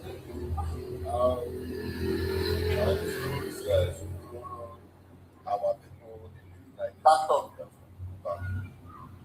Achọrọ ka unu mara Yes. achọrọ ka unu mara na ihe ahụ unu na-achọ na Chineke nyego anyị ya. Maka na ndị Igbo jiri nisira na anụ agha ịkara aka. Kita Nigeria terrorist government ga-ama that na anyị nwa bụ ụmụ United States of Biafra apụtago. And in our PM Simon Ekpa agbagbo ụwa ihe na-eme anyị. Maka anyị nwanyị ekwe ka o si ike anyị na sọsọ onye ahụ na-arịa ma ebe o si eme ya. So achọrọ m ka onye ọbụla na-enwe obi aṅụrị maka na ihe ahụ anyị na-achọ n'uko elu anyị amaghịzị ebe ala. All hail Biafra. All hail Biafra. Nigerian government should be ready, and I want them to understand that they should leave Biafra land immediately. The honorable scholar, please can you tell us and send the message to German government to tell them what happened today? Okay, I want to tell German, the German machine. I want to tell them that this crowd, nobody will remove it. Sure. So then, I want to tell them that God has already done it. Yes. And we are bringing, the good news is already there. Yes. Nobody should tell them. I want to tell them, if you think that we are joking, there's no more joke. What you have to do is to come out and join us. To know that we mean Machine. Thank you so much. Thank you so much. But Jidofo, what can you tell the Hinterland people? Yeah, I want to thank everyone here for the way we coordinated today. Yes. And my people in Netherlands, I want to thank you for the time to spend your money, your time, your everything. If I call for meeting, you are there. If I call for programs, you are there. So I want to thank you very much for being here, continuing donating to the government of the United States of Biafra. Let nobody deceive you. Don't let nobody deceive you that there's any other government that is existing when it comes to Biafra land. We have one. So, my fellow Biafrans, as you all know, we are done presenting. What we present is the reasonable and responsible things. I don't come here to campaign for anybody or for anything. The most important thing for me now is the freedom of Mazi Simon Ekpa and Mazi Nandekano. That is the only thing that is in the table. Anything that does not have to do with the freedom of Mazi Nandekano and Mazi Simon Ekpa, count me out of it. My lookout is the freedom of our people. As long as our people are free, I am good to go.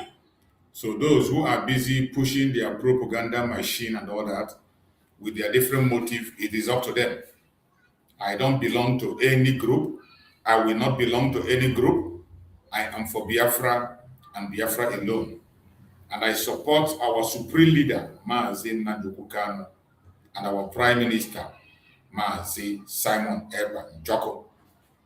So, whoever is doing anything you are doing, and you are doing for your own personal gratification and gain, it's up to you. At the end of the day, you are going to be disgraced.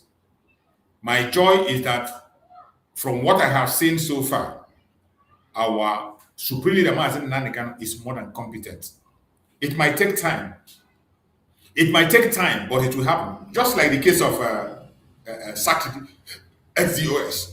You know, when Mazi Simon Ekpa told them that they are gone and gone for good, and in his broadcast, he said, immediately Mazi Nandekano come out, he is going to distance himself from this. Some of us thought it was a joke. He didn't even come out and he did it. When we casted a vote of no confidence on them and sacked them, Mazi Simon Ekpa sealed it and stamped it and said they are gone and they are gone. And we are waiting for Mazi Nandekano to make it official, because you know, it is Mazi Nandekano that handed them power. So it is normal for Mazi Nandekano to take away the power from them. It would be almost impossible for Mazi Simon to do that, because he wasn't the one that established them or that put him in position.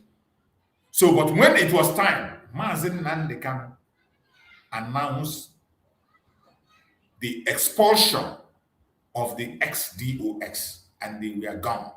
Today, you see them, they are the one attacking Mazi Nandekano. Tomorrow, when Mazi Simon Ekpa come out, there are people here, even here, people you see here that will attack him. I want you to mark this word. These people you are seeing in video, taking picture, taking video for with myself, some of them are going to attack him tomorrow when he comes out. Because those of us that are watching from distance, those of us on the media, like as I'm in media, there are informations I have that I can't share in public. And there are things that I observe. There are things that I observe that I keep to myself. So many people you are seeing here taking picture with Mazi Simon Ekpa, jumping up, hugging him, kissing him, shaking him, they will be part of those that are going to attack him. Because I bet you Mazi Simon Ekpa has every single information that he needs.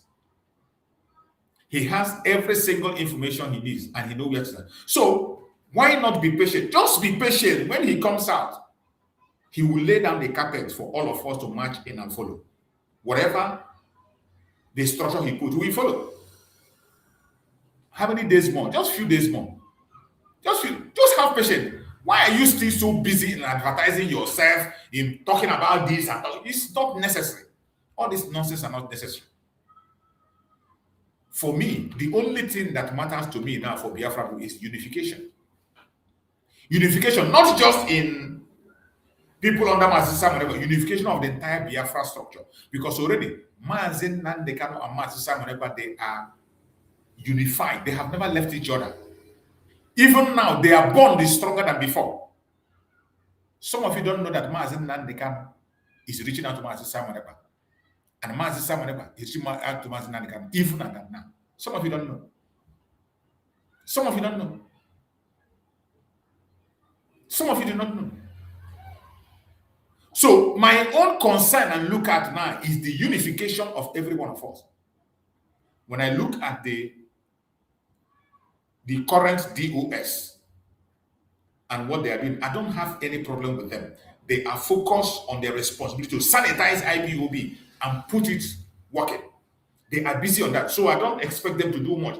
I want them to focus on that and do it. And in their media, I like the way their media are going. Their media is sanitized and they continue to sanitize themselves. Their media is sanitizing and they are going on doing what they are supposed to do. I watch their media. They are joining us in promoting the case of Mazi Simon Ekpa. They are joining us to share it and let it have views. They join us to call for the protest. When we are calling for protest, they join and they post it, they share it. And every time when we share information, they join.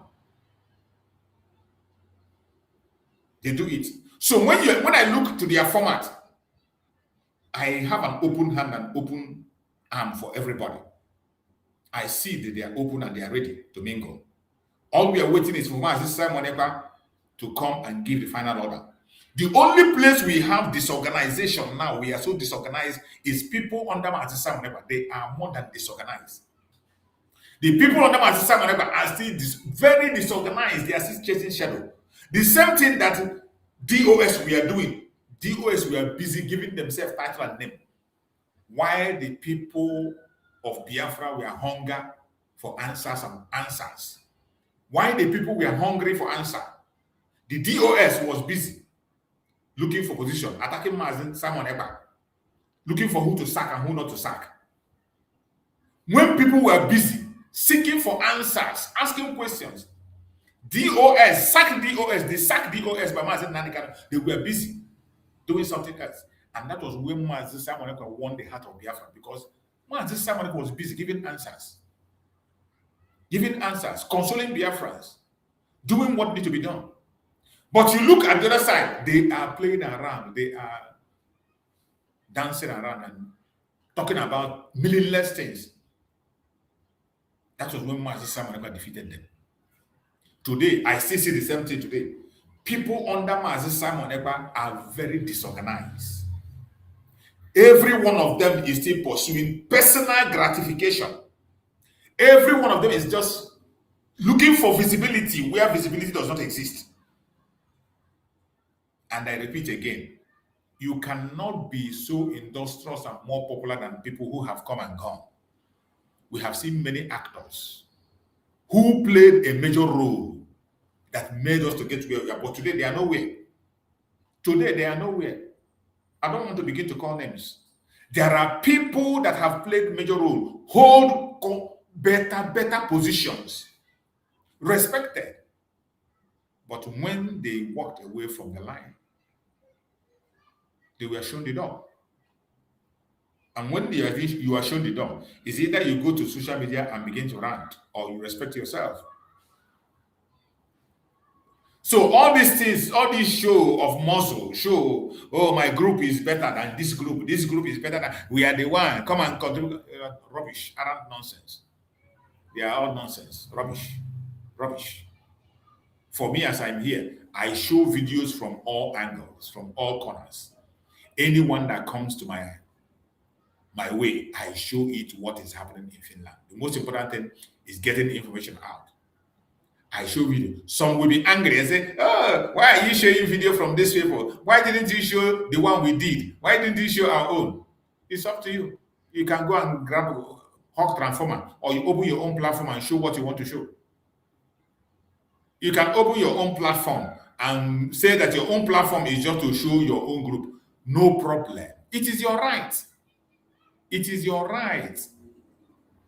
But don't come and attack somebody simply because the person did not show you, or the person did not show the angle that covers the one you want him to cover. I am not in Finland, but I follow up.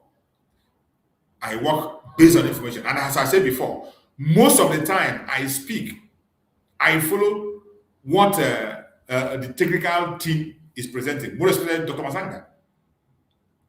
Dr. Masanga, his platform is not a platform, it's not a riffraff platform. It's not a platform, he didn't create his platform because of Biafra. His platform is not for propaganda, it's not for joke, it's not for fun. He has a personality. That is why anything I see there, when I'm reading it, I don't look back. I don't read it as if maybe I know or I don't know.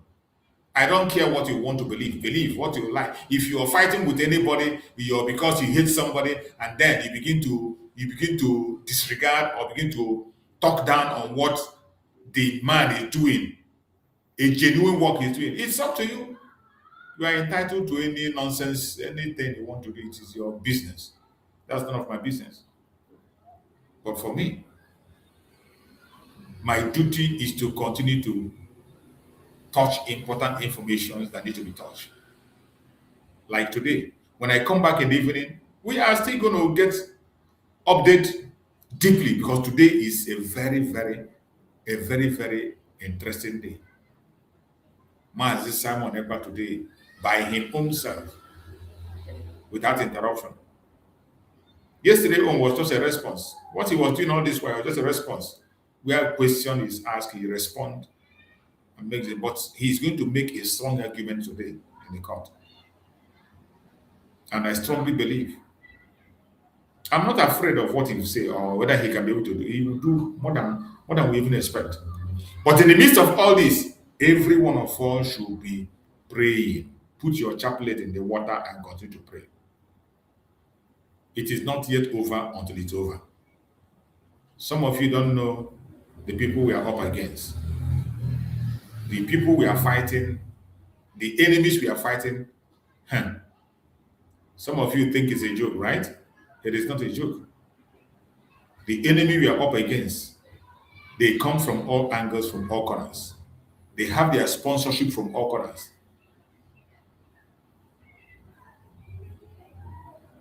They have their sponsorship from everywhere.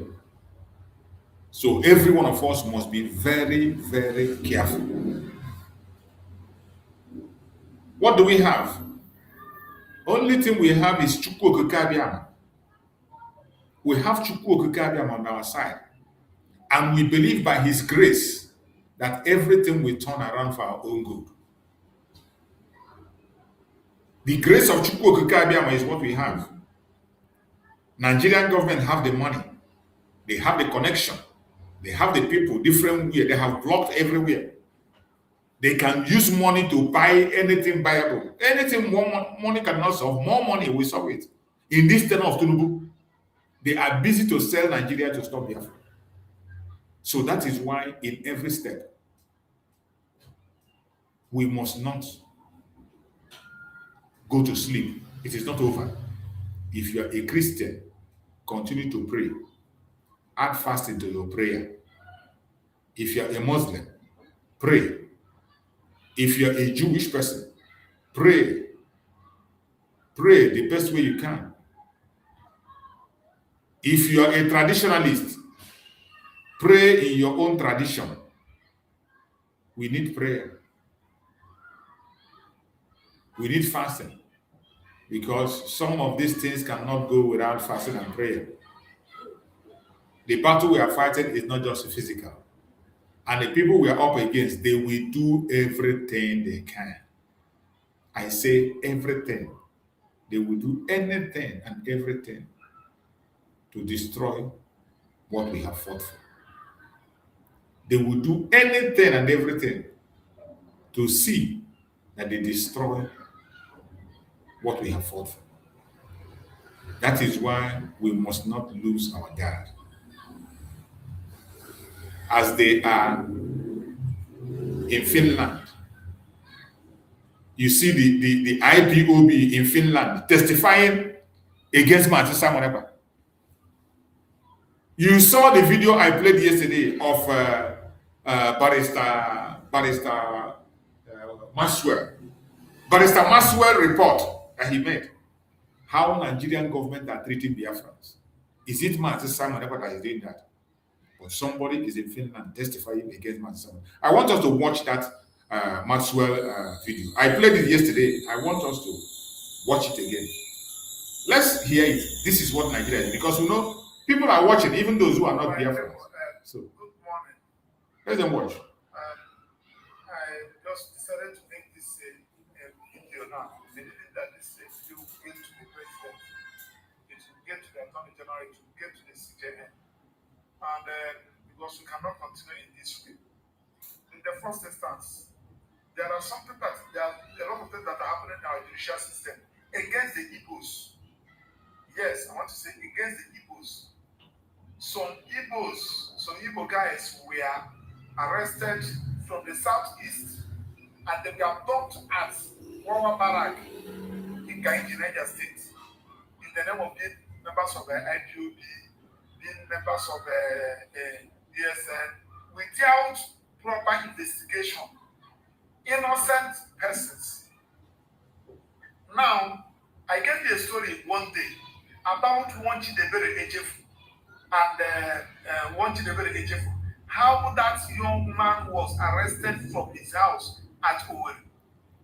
This young man was arrested from his house at Owerri on the 2021 by 3 a.m. by DSSS operatives. So the family members thought that this young man was dead. They searched for this young man, they couldn't see this young man. They forget about him. Only for somebody who came out from DSSS cell after 6 months. Now call the wife to inform the wife that their husband said that he is still alive, so that they should look for a lawyer to come for him, that he's been incarcerated at DSSS headquarters in Abuja. That matter get to MDA Human Rights Committee. I was assigned to handle that matter. I visited DSSS Abuja. They said that the young man was not there. I went to DSSS Owerri. They said that young man was not there. So I decided to file enforcement of fundamental rights in favor of Ejidebere Ejefu. Only for DSSS, only for DSSS to file a counter saying that they arrested this young man and they kept this young man with an order, motionless backing, an order from the Federal High Court to keep the guy for 90 days. And unfortunately for them, the 90 days which the court gave them the order has elapsed. So when I now find out that this is started, they quickly rush to court and renew that particular order. And the judge did not ask, please, can I see this person that we are getting this order? Can you bring the person to court? Let me see him. The court now granted that particular order.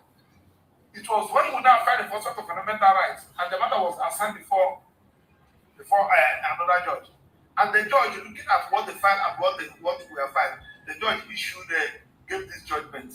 This judgment was delivered on by FCT High Court on the 11th day of March 2022 by Honorable Justice Olubode, enforcing his fundamental rights, directing that he should be released with forthwith. Look at the judgment. I will paste it for you to see. We served the SSS this judgment. The SSS refused to comply with this order. I've been going to the SSS, they refused me access to see this young man. Apart from one time, only once, the court directed that they should allow me. They just allowed me to see the young man. The young man has machete and what have you. So when they accepted this order, they refused. I continued to go to they said that the young man was not there. I don't know his whereabouts. The wife was crying, the relations, they were all crying, only for somebody to tell me that young man has moved to Wawa Barak at Kainji. Wawa Barak. at Kaiji. In the face of judgment of the court directing that he should be released, this judgment was not appealed against. Now, when all my efforts to see him about him, I didn't thought that the young man was dead. Only for this young man to send me a text from to call me from J prison.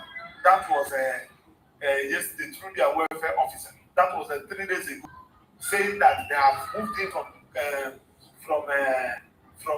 Kainchi to Kuje prison. I said, so you are alive? I couldn't believe this thing. I said, you are alive. Now, when I now started inquiring, he started telling me what happened. That they were forcing them, a lot of them, that their people thought that they were there. They were there at the Awawa Barak. So when they now decided to, they get that place with with some judges to start trying them, they were forcing most of them to start pleading guilty over the face of terrorism, because they don't have access to their relations, they don't have access to lawyers, they don't have access to anybody. They will only have access to the lawyers given to them by the government from the Ministry of Justice and from the State Council. Some of them, what the charge is all about. Most of them, they were just pleading guilty, and the judges were competing them.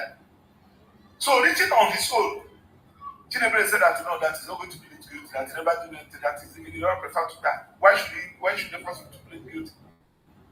Now, Chinebre is in the Kuje prison. Ireland has started trying him again. These things were happening majorly on the Igbos. We cannot continue like this. I'm asking you, the senator. I'm asking you, the House of member that is representing the people of Southeast in the National Assembly. Are you not aware of this? If you are not aware, you come. Let me tell you. Look at these ones. These ones. They are 142 of them. I got judgment for them. 142 of them. 142 of them. We got judgment for them. God ordered that they should be released. As I said to you, they failed to comply with this particular order. I can go on and on and on and on. Because what they normally do is that if you want to deal with somebody in the Southeast, you just write a petition against the person that is a member of IPOB or a member of the ESL. They will just come in the night and whisk the person away. And collect his answers, deprive him access to the local pension of his choice and members of his family, and move the person to Wawa Barak. And the people say that we should keep quiet. We cannot keep quiet. Enough of this. There are some persons there are in Suria prison. In fact, one of them, a pastor, they said that they were pushing some persons, some persons now run into her church. This lady was picked. According to what I was told, she was forced to plead guilty. She was explained to them, don't even know the one that is guilty, the one that is not guilty. And she has been convicted. I'm calling the Igbo Lawyers Association.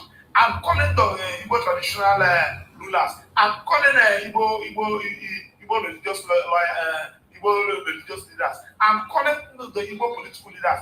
Go and verify this thing. You can set up the committee to go to various places. Go to DSSS. Go to that Wawa Barak. Let them bring out people there. These are persons. These are people's husband. These are people's wife. These are people's children. These are persons' parents. You don't do things like in this way. Is it an offense for that you said that Nigerian unity is not negotiable? But you are treating some other tribe as if they are slaves in this country, and you say that we should not agitate for self-determination. I'm sad this morning because the way this thing is going is like they have two laws in this country. One for against the one for the Igbos and one for the people that they feel that are in Nigeria. Of course, you know that I did that the man and the Kano is not an Igbo. He wouldn't have been in Sokoto today. He was convicted and sent to Sokoto because he's an Igbo. Yes. I must say it, and I'm not going to withdraw it for whatever reason. I'm calling the NBA president now that we are NBA. They're going to the lawyers in Nigeria. They're going to converge in Port Harcourt. for conference. What are we going to conference here? We have people saying that been for elected, and you establish Lagos 8 Council. Lagos 8 Council, you send coppers, send people that don't, juniors who doesn't understand what law is all about, to come and defend a terrorist. You deprive the person access, even when most of them, when you manage to allow them access, you will not allow them to discuss their lawyer privately. Is that what the law said that we should be doing? We should stop this. I'm going to publish this now, that of Tinubu. I will publish it. This judgment was given in the 11th day of March 2022, and we're in 2026. More than 4 years, federal government failed to comply with this judgment. The young man is still here, languishing. The wife delivered 3 months after he was arrested. The wife delivered is now, he should be entering primary school now. Yet this young man has not seen the family. Because you have an opportunity to do that, you have an opportunity to occupy a different office. Look at Manabi that started this. Where is it today? He started this. But we are thinking that when this government comes, they will right those wrong. But their own is even getting worse. That is, I have published this in my word. You can see the judgment. Thank you. God bless you. That is the treatment on our people, and it is unacceptable. Why they are busy abusing and killing our people and arresting, Finland is there prosecuting Mazi Simon Ekpa for protecting our people. The persecution has not stopped. The killings have not stopped. Tell me, why would Finland continue to join Nigeria in this message that is being passed through is that it doesn't matter how bad, how incompetent, how corrupt, how morally decrepit a Muslim is, that Muslim has the right to dominate, rule, and control Nigeria than a competent, incorrupt, and very cerebral Christian or animist, as the case may be. So I think that what they are trying to tell us is, to hell with you. You don't belong to this country. So now today, the problem that I don't understand is, if these people don't want us, why don't they let us go? They will not let you go. You need to go. Problem with having Biafra or Ududuwa land or anything. If they feel that they cannot accommodate us in this country, and that the best of us is not good enough to rule, but the worst of them is good enough to rule, what kind of a country is that? That is the country called Nigeria. That is why Mazi Simon Ekpa is facing the court, because he doesn't want these things you are saying. That is why Mazi Simon took an extra step, because they will not let you go. You need to free yourself. All this, they should let us go, let us go. The earlier you people wake up and join Mazi Nandekano and Mazi Simon Ekpa, the better for all of us. If you continue to cry and wait for them to let you go, they will never let you go. But you are there attacking Mazi Simon Ekpa, attacking Mazi Nandekano, destroying everything they have put in place. And you are crying, they are holding you. They never hold you safe. They never hold you first. You will hear. Let's hear this other ones also. These are important informations. Keep it to yourself. Simon, I'm calling from Sweden. All right, and I have a question. Go ahead with your question. Okay, I have listened to you where the Biafra Jordan is so fantastic. I wish we were be able to, analyze all those emphases. Yeah, but my concern or my question is, are they also in alliance or, within Americano, like he comes out again? Does he have a say? You think I will go into alliance with people who do not recognize Mazi Nandekano? Do you really think so? And I'm asking. Mazi Simon Ekpa is confirming it here that he will not do anything with anybody that does not agree with Mazi Nandekano. If you are not under the command of Mazi Nnamdi Kanu, you can't work with him.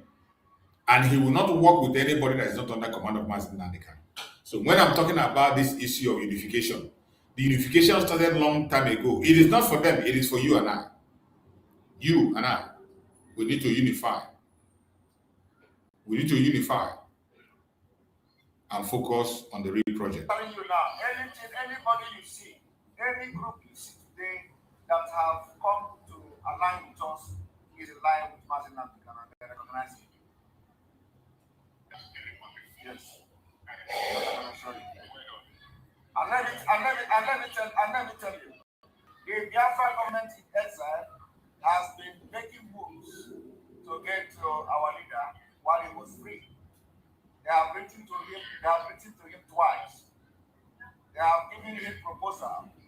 They have done everything, and always the people around him has destroyed everything. So, in his absence, we are able to make this milestone.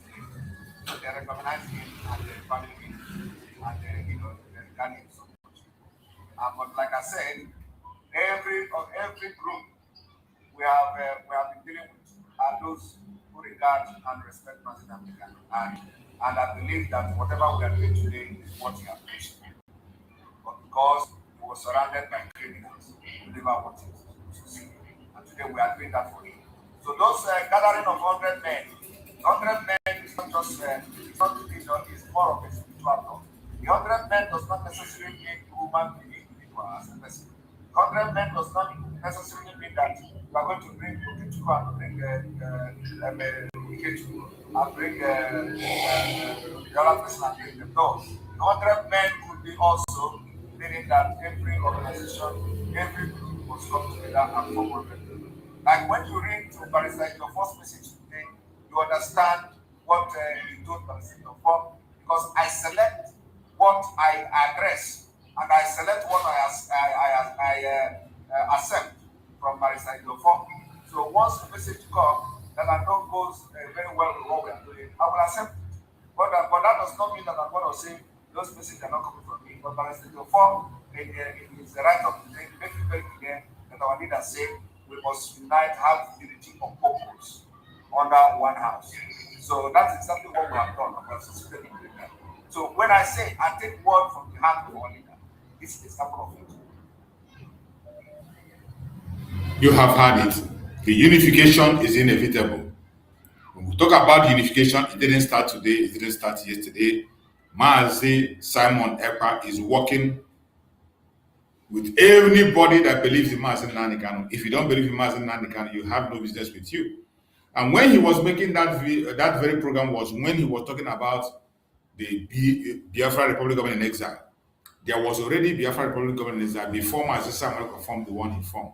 And why he formed it? Because the old one refused to function. The old one was a political pressure group. They were waiting for P2P, and he abandoned them. That was when he made this very program. Every group, then, those were under Mazi Nnamdi Kanu, but they were not functionable. They were not doing what they're supposed to do. And then Mazi Simon took over. We are one people. I want you to hear this again, because this unification is where we are. For those who are going to create division in Finland, listen to this. Mazi Nnamdi Kanu is not condemning any group, while Mazi Nnamdi Kanu is not condemning any group whatsoever. Just like I am supporting any group at all, so long as you are fighting against them. While Mazi Nnamdi Kanu is not supporting, is not condemning any group. People that claim for him today, they say Simon Ekpa is a terrorist. Simon Ekpa is this. Simon Ekpa is that. After 10 good months of fighting Simon Ekpa, they didn't achieve anything. After 10 months of fighting Simon Ekpa, they didn't achieve anything. Yet, they are now changing to Simon Ekpa.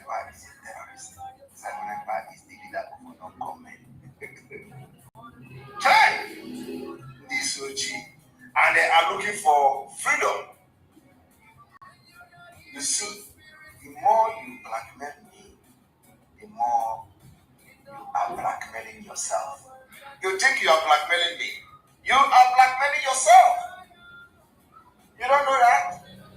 When the BBC came and do their nonsense disinformation, is it only Simon Ekpa that they showed this? No. Is it only Simon Ekpa? You all were there. All of you were there. You could not even defend yourself. The same Simon Ekpa you are calling all manner of names defended you there. And let me tell you, even when they mentioned Simon Ekpa, the issue they mentioned Simon Ekpa, there was nothing. I can defend anything I say. All of you could not defend yourself. Yet, you blackmail me. You think that when you blackmail me, when they want to call them, they call only Ekpa. Don't mind that. All of you, your picture were there. Did you see my picture in the write-up? No. My picture was my video was hidden in the video. But all of you, your picture was there. Every day you look for Simon Ekpa, you post. Simon Ekpa is a one quarter. Simon Ekpa is a Burima. Simon Ekpa is this. When the thing begin to happen, They will call you. They will call you. Yes. And when the issue started, you could not defend yourself. You couldn't defend yourself. BBC did not say it was Simon Ekpa. BBC put your picture, all of you, as you were blackmailing Simon Ekpa, they did not say it was. They put all of your picture. So this one is saying, we are going to kill this one, we are going to kill that one. All of your picture was there, your video was there. Yet, you wake up every day to blackmail Simon Ekpa.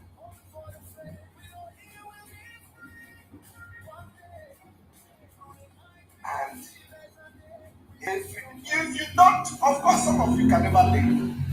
Hatred and jealousy of Simon Ekpa has been clouded the brain that it doesn't have at all.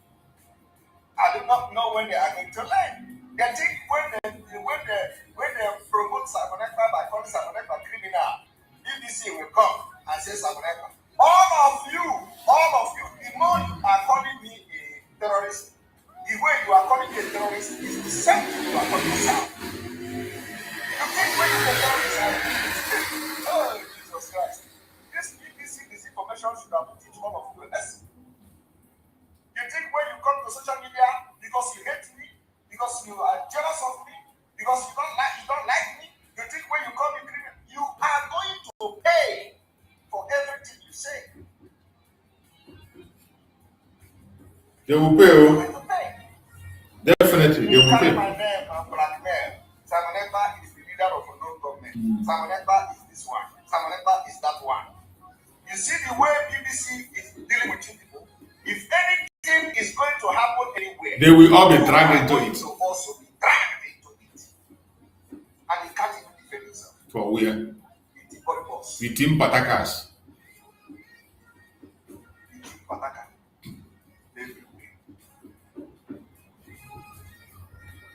Get yourself educated, say no.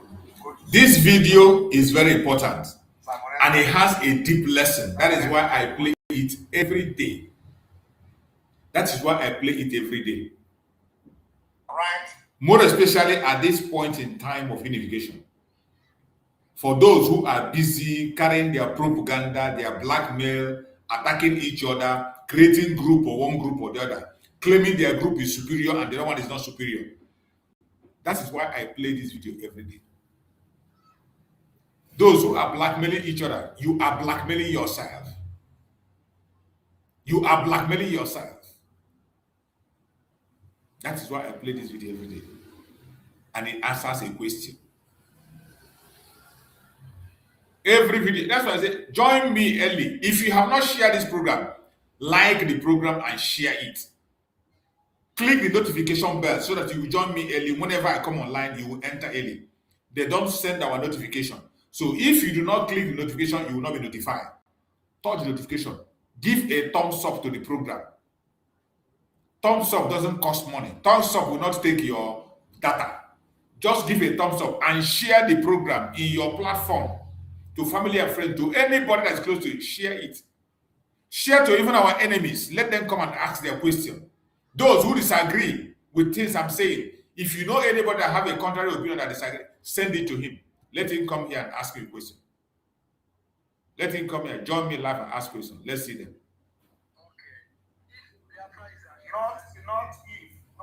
I want you to listen to this one. This one is another interesting question that was asked by a Biafran. The question that Biafrans were asked, because these bad people are always there. Everywhere. They are always there. They are poison. Poison. I want you to listen to the question that was asked by Simon Ekpa here and what he answered. Pay attention.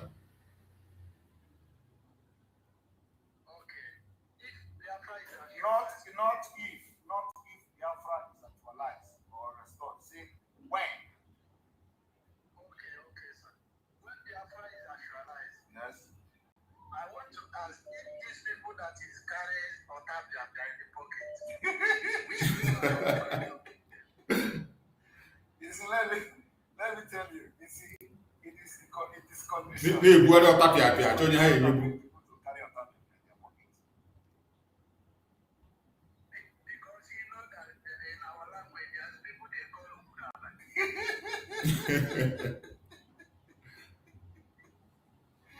Oh no! I want to tell you that the condition is the thing that makes people to carry on top of in their pocket. So when that is some kind of development you see, you are not in your pocket. You just take it and throw it inside ocean, and say if it is this guy, what is the name? What is the name of this Dauda? What is the real name of Dauda? The one that the comedian, the actor, Dauda, the one. Okay, but you know the person I'm talking about. The one that will say, "Fuck it, man." I know that guy. Okay, but you know the person I know that guy. Okay, so when Biafra come and people will see development, with the joy of the fact that Biafra has come, we make some people to say, "Fuck it, man, take it." They will put her into their pocket and take the tap and throw it away. Say, "Fuck it, man, let this thing go." You understand? Thank you. Thank you very much. Thank you. All right, we're gonna end here. You see, it is important.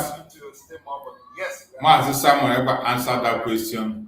Somebody was asking that the people that used to carry otapiapia in their pockets, people that carry otapiapia in their pocket looking for whom to poison, that what are we going to do with them when Biafra comes? Because you see many of those people carrying otapiapia. They are here in Finland carrying otapiapia. Even though they claim to love Master Simon Ekpa, they are taking picture, kissing and hugging and having handshake. And Master Simon Ekpa say he doesn't care. He is for everybody as long as his heart is clean. But when Biafra come, all these our otapiapia, all these our obio, all this our hatred we end.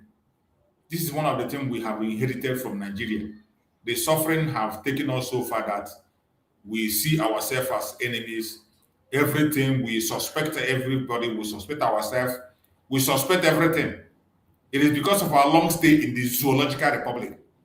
When we leave this zoo, I believe those problems will be solved. Just like Master Simon Ekpa said. And I want to share another video again because of this thing that happened in Finland. Finland is busy judging Master Simon Ekpa, and Master Simon Ekpa is there, putting everything, explaining, giving them story. The history that Master Simon Ekpa is giving them, they know it. They know it. Finland was very much aware in what transpired in Biafra land. They are very much aware. They have these details in their table, but for one reason or the other, they decided to fall into the hand of the Zoological Republic. And if this is an opportunity for them to correct their wrong. If they don't correct their wrong, they are going to face the consequence. I want us to watch this video. What this video? This was a video that was played one time, I think, by our Prime Minister, Simon Ekpa. I want you to listen to this video. There is a woman that is going to be introduced in this video. This was Finland. This is Finland. Simon was then the leader of the Igbo people in Finland. I think they were doing their Igbo Day or some celebration they were doing there. And they invited a Finnish woman that served in Biafra land. A Finnish lady, but she served in Biafra land during the Civil War. She served in Biafra land. So when we're talking about this, our issue, Finland has first-hand information. It's not as if they don't know. They know what we went through. They know what we passed through. They know all the stories. But yet, corruption of Nigeria came and deceived them, and they somehow begin to do it. I want us to watch this video. Watch this video. Of independence that is going to be anniversary in Finland for the next 100 years, who knows? So, celebrating Finland 100 years is a very serious business. This is the Igbo people celebrating Finland 100 years birthday. Mazi Samaraka was the leader of the Igbo Union in Finland. Then he was the leader of Igbo in Finland.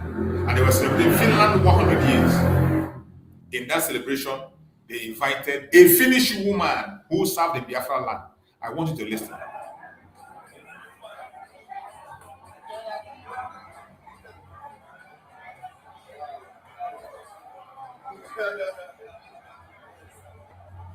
So, this is actually once in a lifetime thing.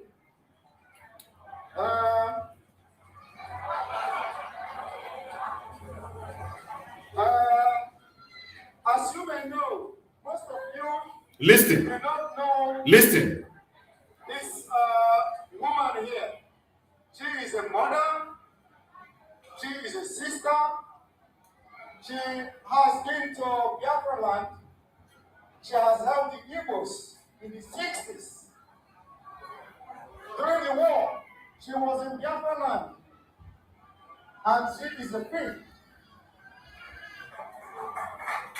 Please, round of applause for Dr. Hinta. The woman you are seeing here is a princess. She was in Biafra land during the Civil War. She is a Finnish woman. She was in Biafra land during the Civil War. She was live. Then that is why I play this in, for you to know that Finland knows our story. Even though some of them pretend not to know, and their younger ones might not know, but they know the main people, not the younger people like this are left stop who doesn't know his left and right. They know our story. Finland participated in so many ways. During the Civil War, they gave her to Biafra. Look at the woman. This is a Finnish woman. During the Civil War, this woman here, she's going to speak. Let's hear her.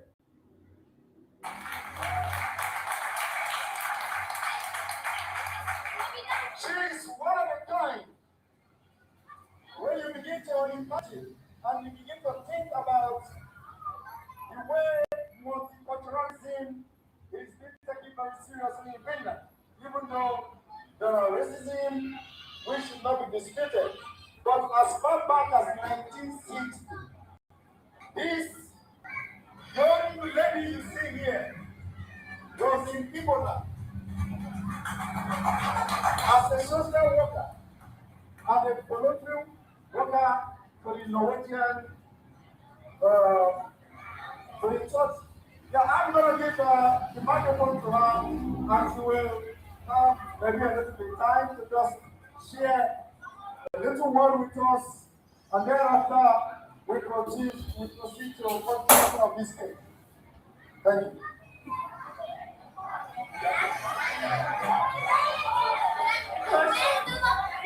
50 years ago, I heard Finland in East Nigeria radio. And that was the very day, that was the very day when East Nigeria broke away from Nigeria, and Biafra was born. And that day, they said that they want to play the new anthem from Biafra, and that was the saying, or something like that. Yeah, 50 years ago. Thank you very much. We are very happy and very grateful to have you here in our midst for the second time. You always speak to us. We will always be there for you, like you have been there for us all these years.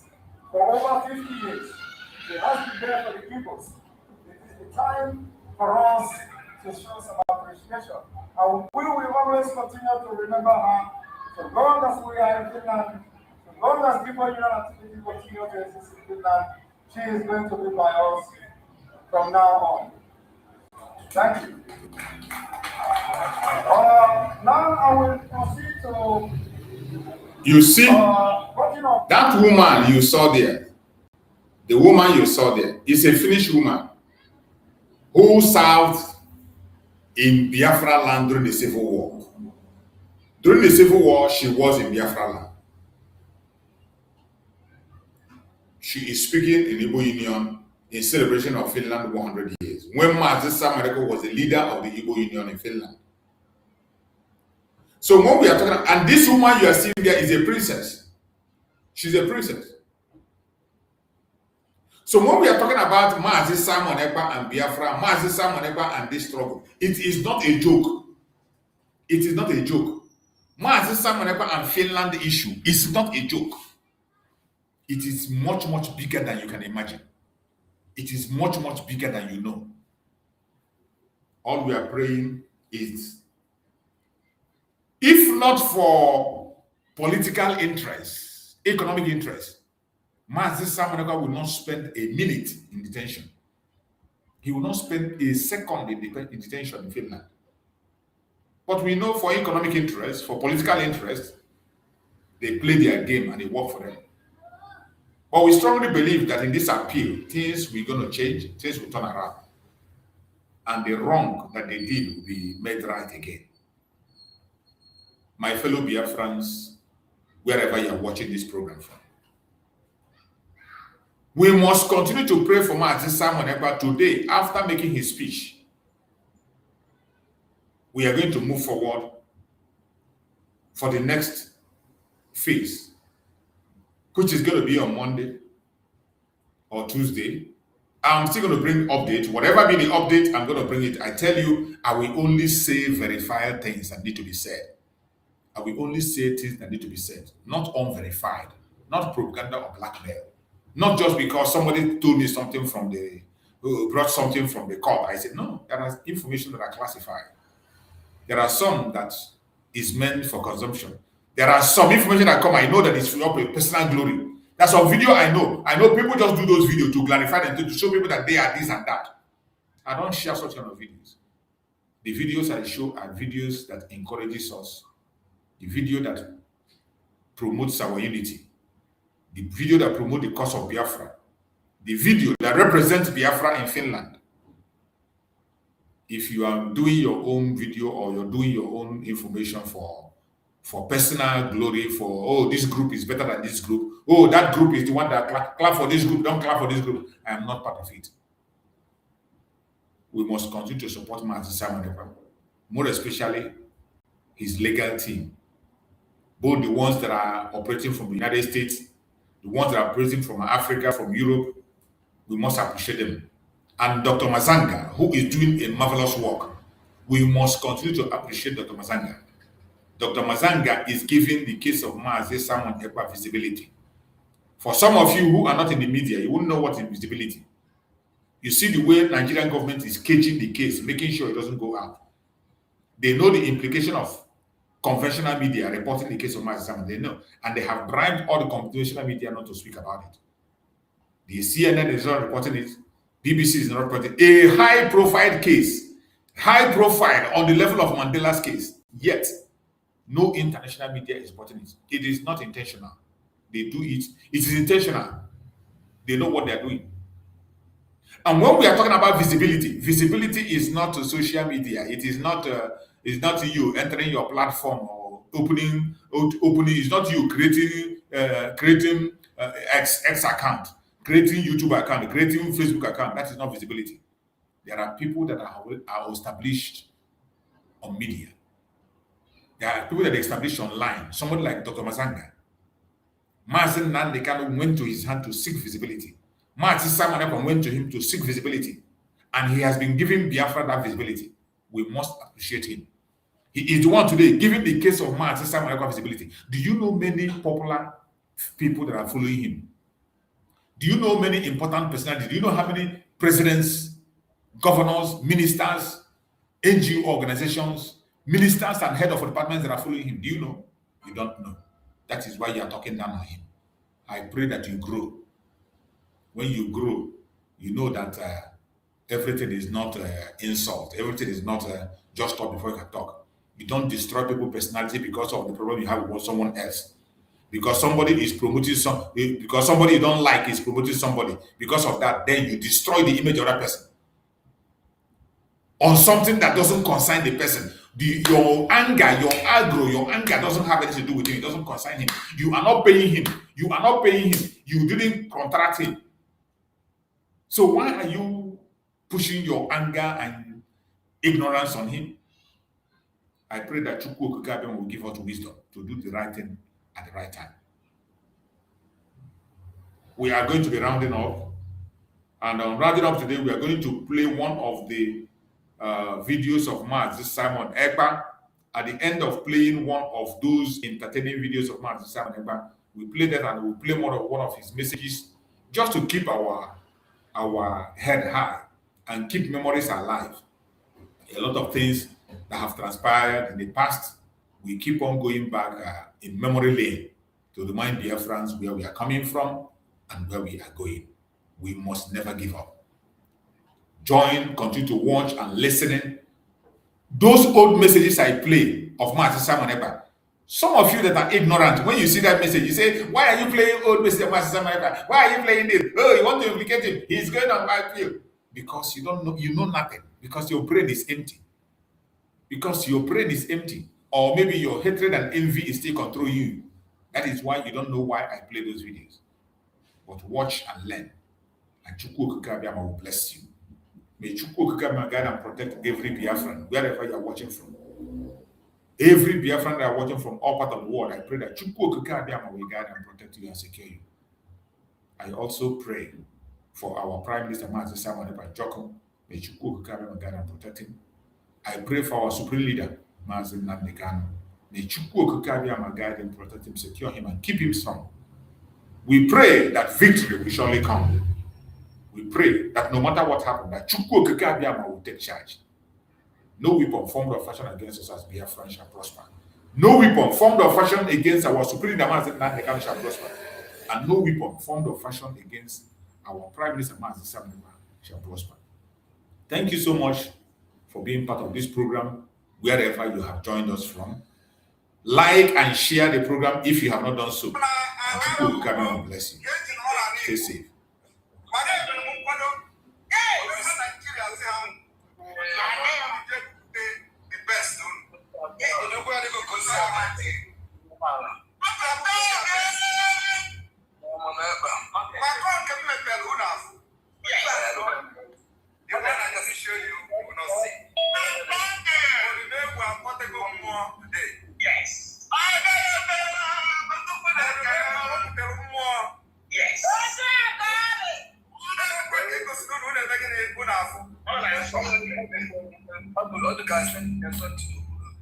You are welcome. And the meaning of all the people.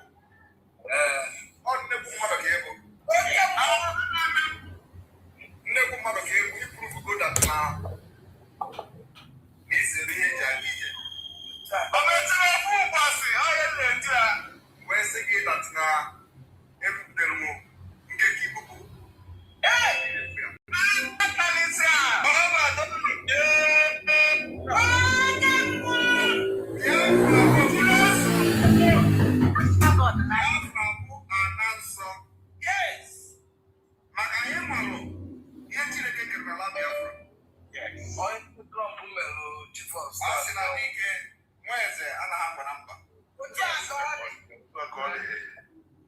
The Dragon Master. Macaroni I've never been there before.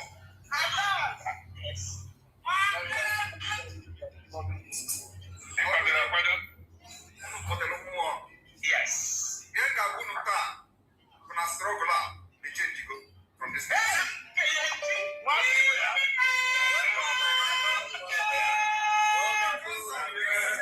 display.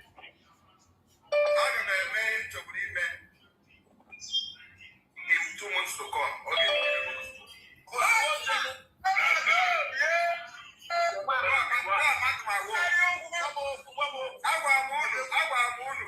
Na Nigeria, send the only I can send in Finland. Someone else. Ghana warm up, never press up. Makaya game after December. Okay, you don't know. I got crossing the Chowa, the Biafra land will never allow the enemies of our people, our culture, our belief and way of life to securely in this city. The earlier they pack their bag and baggages and leave our land for the defense of our women and children, the better for them. Na convention, but can you generate a legal document? Yes. I get this way, was one book one in it. Go to go from Munoga, organized. But I had it before. Up to this today is only awareness that now we are not wanted in Nigeria.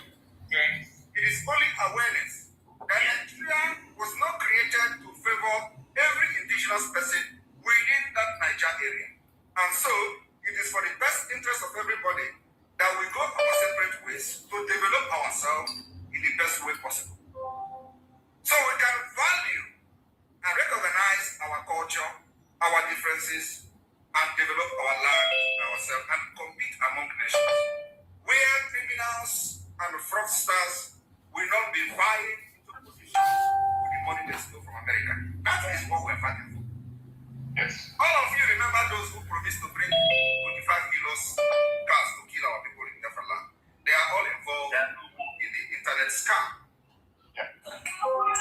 Those who was bragging how they will bring dealers from Abuja to stop us, they are all involved. The local government chairman that was arrested by the FBI on multi-billion-dollar fraud, they are all together. They are the people bragging how they are going to bring healers to kill our people in Anambra. Today, where are they? Now, I can remember Joy.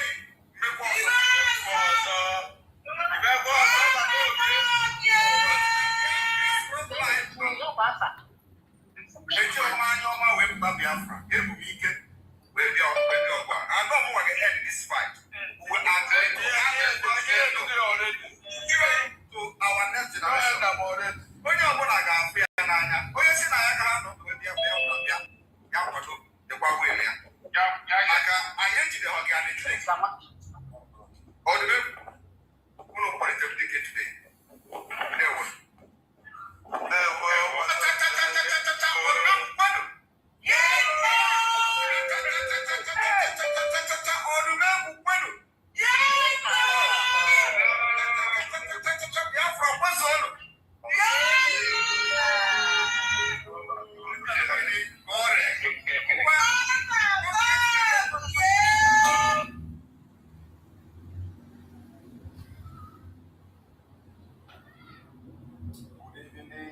This day, 12th of January 2020, where I will be discussing crucial issues as it borders south and southeast of Nigeria, as they call it, as the divide and rule call it. Invite your friends to join me, share this video. If you have friends in military, if you have friends in military, in Nigeria military, share this video, invite them to come and watch and listen to marketing words. Thank you. You're welcome, Victoria. Before Obiano Benda. Welcome to join me, Emma Gold. Today, if you know you have any military personnel as a friend serving in Nigeria Army, invite him to watch this live broadcast. Thank you, Danny Smith, Jerry. We will invite you for joining me. Thank you for joining me. And those people calling me, please stop calling me for Christ's sake. And thank you for joining me. I will be waiting for 500 viewers start. We will not have much time, but 500 viewers we're expecting, and as soon as we get to 500 viewers, we will start to release this bombshell that will touch the minds of everyone serving in Nigeria.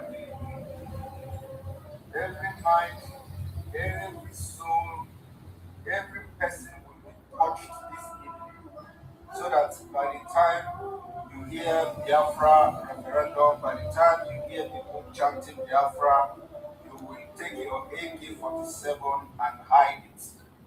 As a military man, if you hear people chanting Nigeria disintegration, you will know that the oath you have taken, the oath of allegiance you took, has expired, and all you should do by then is to take your AK-47. Thank you. This is 500 viewers.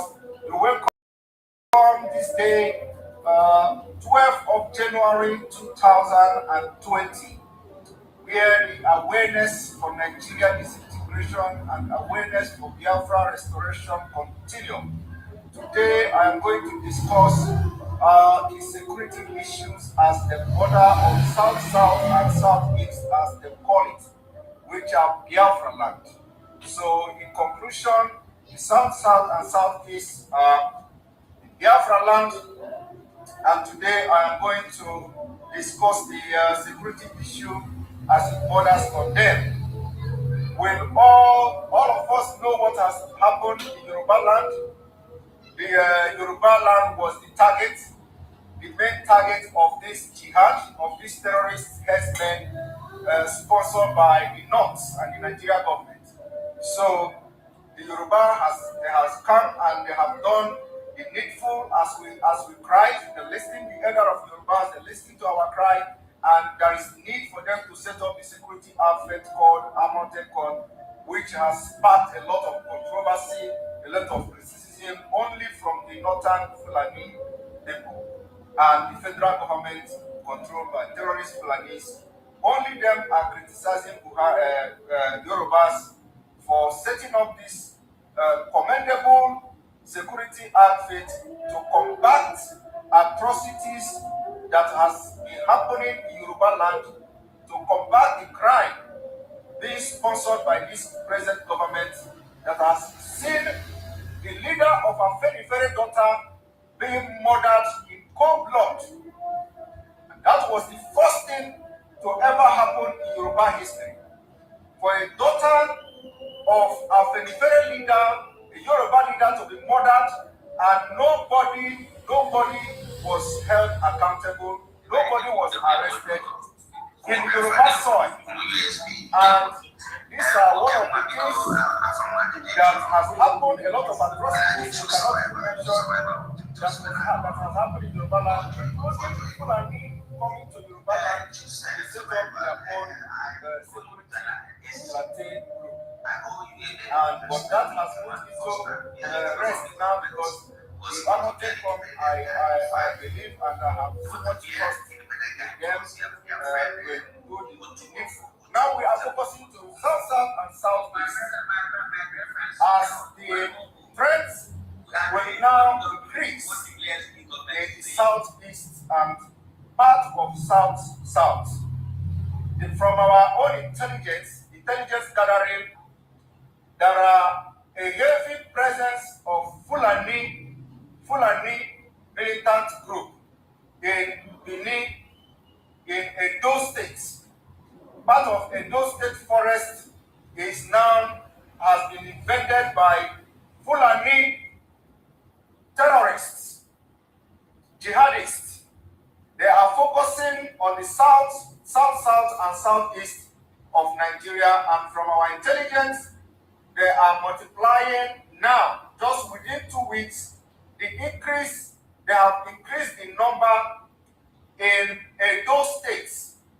To be precise, between the forests, between the old toll gates down to the new bypass, those forests have a heavy presence of Fulani jihadist fighters. Today, as I speak to you, so I am calling on Edo State Governor. I am calling on South governors. I know there is political tension in Edo State at the moment, but there is nothing more important than the security of life and property of your people.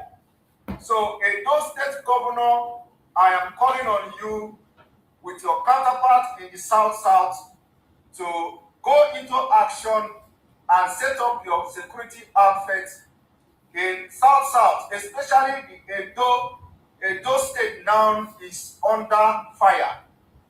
And nobody knows exactly why within these 2 weeks we have a heavy presence of militia herdsmen in that forest. I am calling on you, Edo State Governor, to send security or send some intelligence into this forest, and you will confirm in the thick forest, you will confirm that they have a militia base, and they have a lot of armories in that forest. The forest between the old toll gate, from that toll gate till the Benin bypass. Those forests, as I speak to you, I don't think anybody will go there and come back alive. So, Edo State Governor, you have to swing into action. The same thing will probably goes to Delta State. Delta State Governor, you have to go into action and make sure that you have your joint security meeting with all governors from Akwa Ibom, the governors of Akwa Ibom State, Cross River State, Bayelsa State, Rivers, Delta, and Edo. There is need for an urgent security meeting, so you don't have to waste time. And as Yorubas have instituted their own security, only that alone have given some Fulanis a chase of their life, and they are now focusing on the south, and southeast. But as I speak to you now, for the last 2 weeks, Fulanis has invaded that forest, and we don't know exactly what their aim is, and of course everybody knows exactly what their aims are. Their aims are nothing other than killing people and grabbing the land that doesn't belong to them, and the colonization of Nigeria. I want you to share this video and invite the military men, because I am coming to them, and what I'm going to tell them today will be a very big bombshell that will open the eye of every military man serving, especially those from the south or serving in this Boko Haram controlled military in Nigeria. So the governor of Edo State, I call you again. This is a very serious issue. Make up your security. I know you probably have some vigilante in Edo State. The forest in bypass from the old toll gate down to the new bypass, or how they call it, I don't know. That forest now have a heavy presence of Fulani with weapons, machine guns, and what have you. And they have to be given a chase, not to east, of course, not to southeast of Nigeria. They have to be given a chase back to north, where they come from, back to Mali, where they come from, back to West African countries where they come from. We cannot allow them to have the opportunity to carry out this jihad. Nigeria can be divided without jihad. Nigeria can be disintegrated without jihad. And what we are doing now is to give you intelligent reports that most of you are aware of. Of course, most of the Obas are aware of this. And I believe that as a chief security or officer of Edo State, you must have been briefed about what has happened within the last 2 weeks. And if nobody, your security personnel have not briefed you, the commissioner of police and whoever that is in charge have not briefed you, you have the opportunity to hear this news from us that those forests has been occupied by not just ordinary herdsmen, but a militia group, a jihadist group that are about to unleash mayhem in south of Nigeria. The same thing now goes to the southeast governors. The southeast governors in Enugu State of Nigeria and Biafra land. There has been presence of Fulani not as threats as we see in Edo State, but the threat is coming, and we don't want to be taken unaware. The governor of Southeast, we do not want to be taken unaware. They are coming, but not as threats. The numbers that are coming in Enugu State today is not as the kind of threat we see in Edo Forest, because those ones you see in the city, those ones you see that are carrying their bags in the city are just informants. They are not as dangerous as what we have seen in Edo Forest.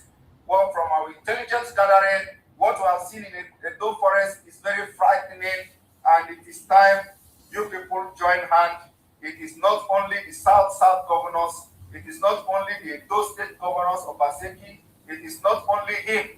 It calls for all a joint security meeting that will be between the South and Southeast governors jointly to come out with a very feasible plan, workable plan to curb the security threat that is coming to this region, because when it starts, it is not going to be only one state.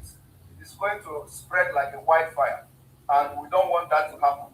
And I am appealing to you people, don't let us shout like we shouted to the Yorubas for a very long time before a lot of things has happened, and finally we win the battle, and now Yoruba is on the way to another safe place. So please don't let us to shout. Don't allow us to shout for many months, because we will not have that many months to shout.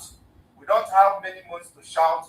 The governors of South, and Southeast must not allow us to shout.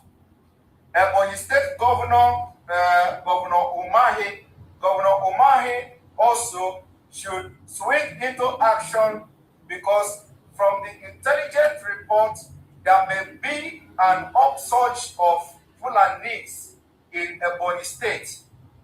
Ebonyi State of Nigeria may witness an influx of Fulanis, and those Fulanis should not be allowed to stay there. I know that in the Southeast, most of the governors have what we call, for example, in Ebonyi State, we have what we call neighborhood watch.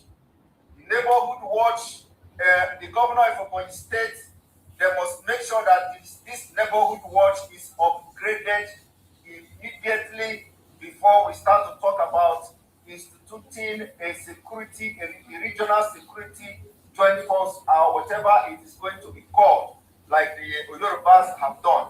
So I'm calling on the chairman of the Governors Forum of Southeast Nigeria and Biafra land, which is the governor of Ekpa State, as a matter of urgency to have a security meeting, and especially the neighborhood watch in Ekpa State must be upgraded immediately. When I mean upgrade means that they are not just going about with machetes.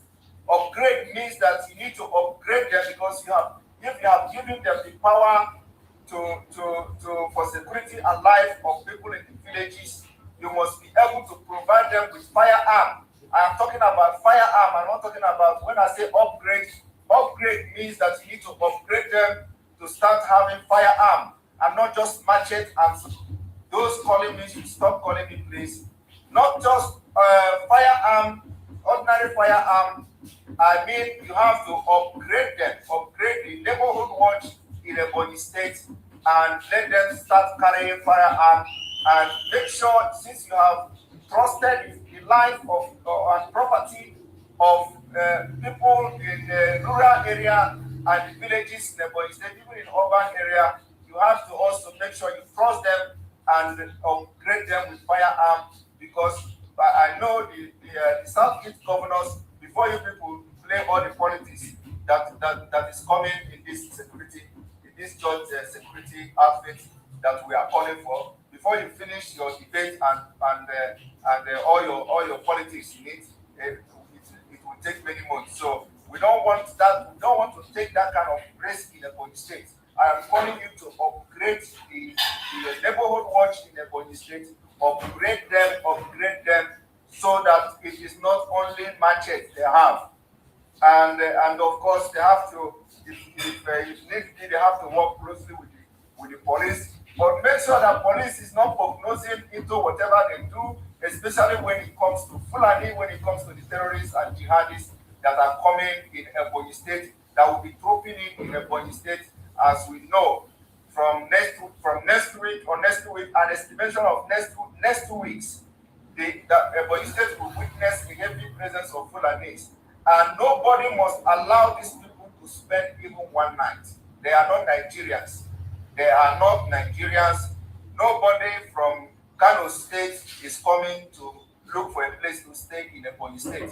No Fulani from Zamfara State is coming to Ebonyi State to look for where to live. No Fulani from northeast, northwest, and north central, they are coming to Ebonyi State to look for where to stay. You can never see anybody trying to relocate in Nigeria. These Fulanis are not Nigerians. There are people from Mali, there are people from other West African countries, and their main purpose, only for coming to Nigeria, their main purpose is to come and participate in jihad. And everybody knows what jihad means. Everybody knows what jihad is. We cannot allow them to take our land and kill our women like what they have done in Middle Belt, in Benue, and in Jos, and all over Nigeria. We cannot allow that. And because they know that we are not easy to be conquered, they know that the Biafrans, the eastern part of Nigeria, are not easy to be conquered, but they are coming to give us a try. What they are coming to do now is to give us a try. And that try, we will tell them from the beginning that there is no road not to even think of organizing themselves in different forests in Biafra land. We cannot give them that opportunity, for even one space cannot be given to them to have to be able to organize themselves. So the governor of eastern part of Nigeria, the southeast, the south, we are calling on you now. What we are saying is not about just talking. When we talk and give you figures, we want you to go exactly where we said something is. You go there and you will see things for yourself. This is not, at least if you don't see them in that place, you will see evidence of something that is something present in those forests, because where they are, it is very, very thick, and no even hunters cannot get there. But they have their armory in those places, waiting for the order to be given. So send your securities, your forest guard, to go into the deep forest and confirm for themselves, if they come out alive, confirm for themselves what they have seen. And this is just within 2 weeks, and this whole change happened. So we are giving you that security information that ordinarily you cannot get it anywhere. Ordinarily, the Nigeria system is dead. It's dead because you have Fulanis controlling your. Fulanis are commissioners everywhere in southern Nigeria. They are the one in control, and that is why they can never be serious in protecting the life and properties of people in the south. All of them are, there's only few of them that are from Biafra land that are serving commissioner. I don't know whether there are two or one. Somewhere in River or in South, I think they have Igbo commissioner also. So, but all of them are commissioners from the northern and from the Fulani Caliphate, and all of them has been given instruction how to manage security in those areas where they are serving, and they cannot cross that boundary given to them. They cannot do more than what they were asked to do, which is to be always slumping issues when it got to do with Fulani herdsmen. This is the reason why most of the Fulani herdsmen attack, you can never see anybody being arrested. Nobody will arrest anybody. But whenever somebody is protesting, you will see all of them going in people's homes and harassing them and breaking the doors. For example, in Lagos, I was watching a video where they went and started breaking doors of where women are sleeping, and they called them prostitutes, and they arrested them and arraigned them. And the woman was complaining that somebody was touching her ass. The policemen were asking, is it only you that have this ass and all that? That is what they are doing. They are not protecting the life and properties of people. Whenever you say them that Fulanis are attacking, nobody will come to rescue anybody, because the order was given to them never to interfere whenever Fulani is. And now we cannot continue to allow that to happen. And that is why it is now the responsibility of these governors to take the security of life and property into their own hand. As the chief security officer of the state, Nigeria has failed. When we say Nigeria failed, we failed woefully. The security of life and property now, you must take it by force and protect your people. Don't allow the federal government to come, because the federal government has failed, and the federal government is controlled by Fulanis. And that is the reason why you will see the Fulani Meyete Allah having meetings upon meetings with the presidency. Every time they go to presidency to have meetings, and you will never see the other farmers from all over Nigeria who have suffered casualties. You never see them with the presidency. You only see Fulanis. You only see Meyete Allah. And Meyete Allah, because Nigeria seems to always forget things very easily. We all know what Meyete Allah claimed before. We all know what the presidency claimed before. They claim that the people who are committing these crimes are from outside Nigeria. You understand? The presidency don't have the shame to come publicly to tell the world that the people committing killing his own citizens, killing their own citizens, and committing genocide are not from Nigeria. And they can never arrest anybody that is not from Nigeria. Now, the same Fulani, the same Meyete Allah went to Benue State and apologized for genocide they committed against Benue people. Is that done anywhere in the world? You committed genocide, committed war crime, committed crime against humanity, and after months and years of denying it, you finally go and apologize and say you are sorry for committing genocide against people of Nigeria. You go and say you commit genocide, but now you have come to apologize and make Israel. Have you seen anywhere anything like that is done? But this Nigerian government, controlled by them, never even questioned anyone. They never even arrested anyone after that apology. That apology is the biggest indictment upon themselves, because they have come publicly to acknowledge and accept that they have killed and they have maimed and they have committed genocide, and now they are apologizing for that. But nobody is paying attention, because Nigeria seems to forget. Nobody remember that ugly videos, those ugly videos of human head being chopped off, those ugly videos of people that are of women that are pregnant being busted, their stomach being busted.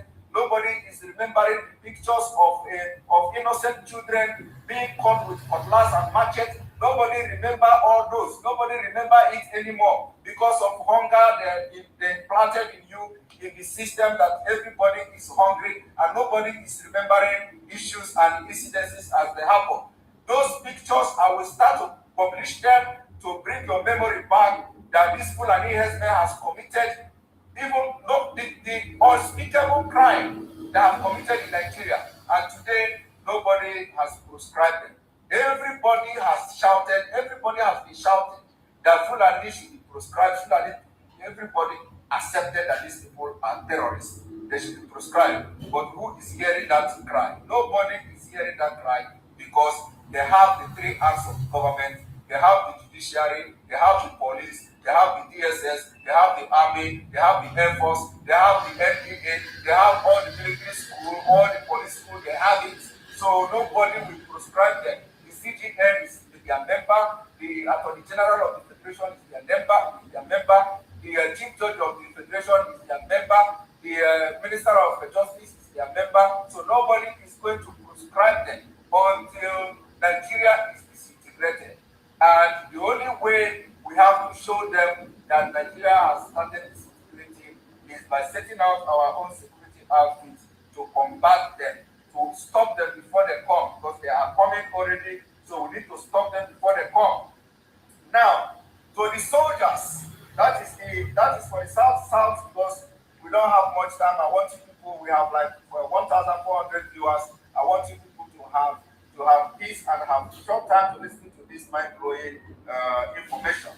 Now, the people serving in Nigeria military, I have come, it is to your turn.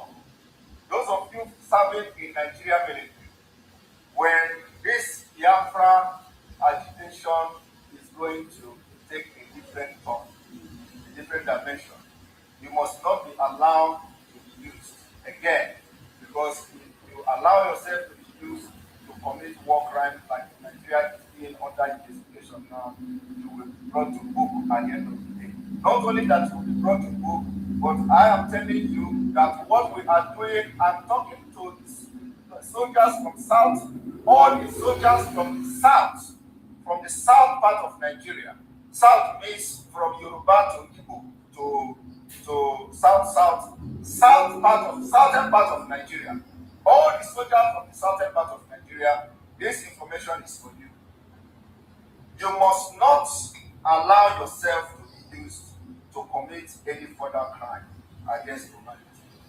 You have committed enough crime, and those ones you committed, especially the one who invaded Nnamdi school and started shooting human beings, killing them in numbers, those crimes are being investigated by ICC. And believe me, you may escape being prosecuted as a foot soldier, as a field soldier, but the next time you may not escape, because we will capture your face on camera. You may not escape the next time if that kind of thing happens. So don't allow yourself to be used to commit this kind of crime that you committed in Nnamdi Kanu's home. Don't allow yourself to be used by this Fulani controlled government, because they don't value human life. Now, why are we agitating for Biafra? Why are we agitating for Nigeria disintegration? Soldiers, this is for you. We are agitating for a referendum of Biafra. We are agitating for Biafra freedom, so that those of you who are serving in Nigeria military will have a better place to serve. Biafra will give you the best service, best insurance you can think of. So if it comes to fighting for Nigeria, you will fight for Nigeria and die for nothing. But if it comes to fighting for Biafra, you are fighting for Biafra, fighting for the future of your unborn children, fighting for the future of your unborn generation, fighting for the future generation, fighting for yourself, because you will need this Biafra, and you will have the opportunity to amend your ways and serve the Biafra army, and your life will be protected, will be short. Now, why would you think that Biafra will be better than Nigeria? Biafra will be better than Nigeria because what is going on in Biafra land today is what the Nigeria system has compelled Biafrans to be. So for those of you who just joined Biafra, who just joined Nigeria army, you are receiving 48,000 naira a month salary. 48,000 a month salary. For those of you cadets who joined Nigeria army. If you think that information I'm giving is lie, you can come publicly after this live video and debunk debunk this information I'm giving. You are receiving 48,000 naira every month. So is 48,000 the reason you will go and kill your fellow Biafrans? agitating for a better country so that your salary can be up to 100,000, 200,000, and met international standard, like military, other military in your fellow country are collecting good salary, good insurance. Is that why? It's because of 48,000. How much is 48,000 in dollar? You people who are good in making calculation, you can convert 48,000 naira into dollar and see how much it is in dollar. So because of 48,000, you will go and die in northeast of Nigeria. And when you die, it will take the military 3 years to contact your family and tell them that that's even if they contact your family at all, that you have been killed by Boko Haram.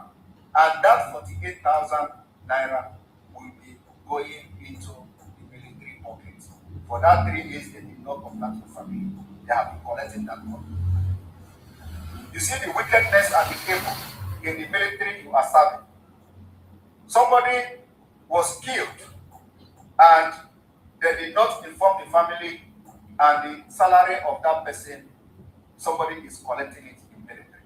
And there is no other person other than the chief of army staff, which is aware of all the ghost soldiers, all the dead soldiers that their salary are running. In fact, I am calling on Nigerian government. Since they claim that at least for the meantime, the Biafra is not yet declared, or the Biafra has not been declared at least. So I am calling on the Nigerian government to investigate the current chief of army staff, Sultan. We want to know how many soldiers have been killed since 2015, and how many of them, those killed soldiers, how many of them their salary was still running, and who is collecting the salary of those dead soldiers. I am calling on Nigerian government to investigate. Of course, they will not investigate because the Fulani is high control. The ELCC is a Fulani, is a Boko Haram member. The DSS is the same thing, a Boko Haram member. The chief of army staff himself is a Boko Haram member. The president himself is a Boko Haram member. Also, who is going to give order for this man, for this Burutai to be investigated of these atrocities of taking the salary of dead soldiers? Have you asked yourself, what is the reason behind Nigerian military not have published the number of casualties they have had since 2015? When you tell them to publish the numbers of dead and fallen soldiers so that Nigerians will honor them. They will tell you that the other countries don't publish their own military casualties. But it is a lie. It is a lie. If you go to US military website, they have the numbers of soldiers, of US soldiers that has been killed in Iraq since the day of the operation. They have the update online. So the military in Nigeria will come to tell you, no, not even the military, because I've never heard them saying that they cannot publish because other country. But the people serving the caliphate, somebody like this Femi Adesina and his fellow human beings, they will come and say military cannot publish because no country is publishing their own. It's a lie. When you go to US, in fact, go to US website, military website, you will see the figures of military men that have been killed. Not only the figures of US military, you will see the figures of Iraqi military men that was killed during the time of the ISIS.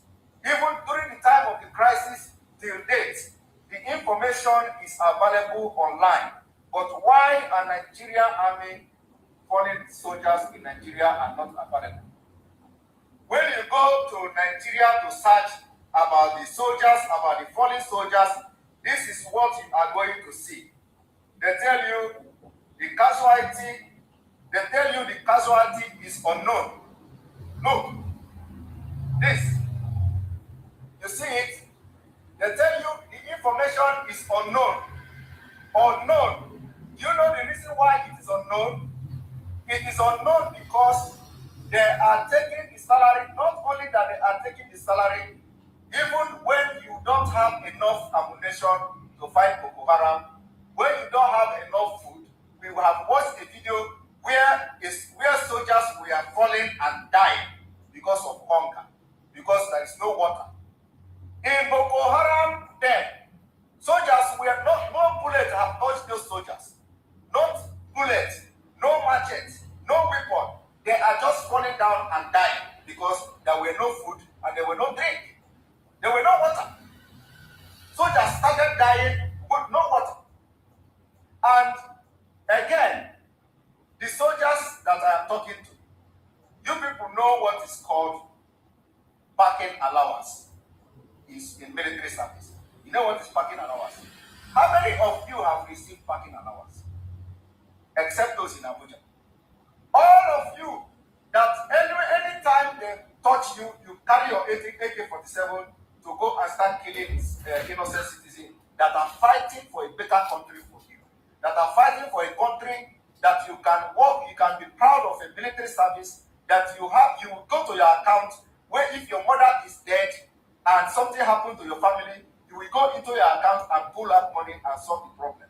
But now, how many of you soldiers will boast of 500,000 naira in your account if you serve for 15 years? Nobody.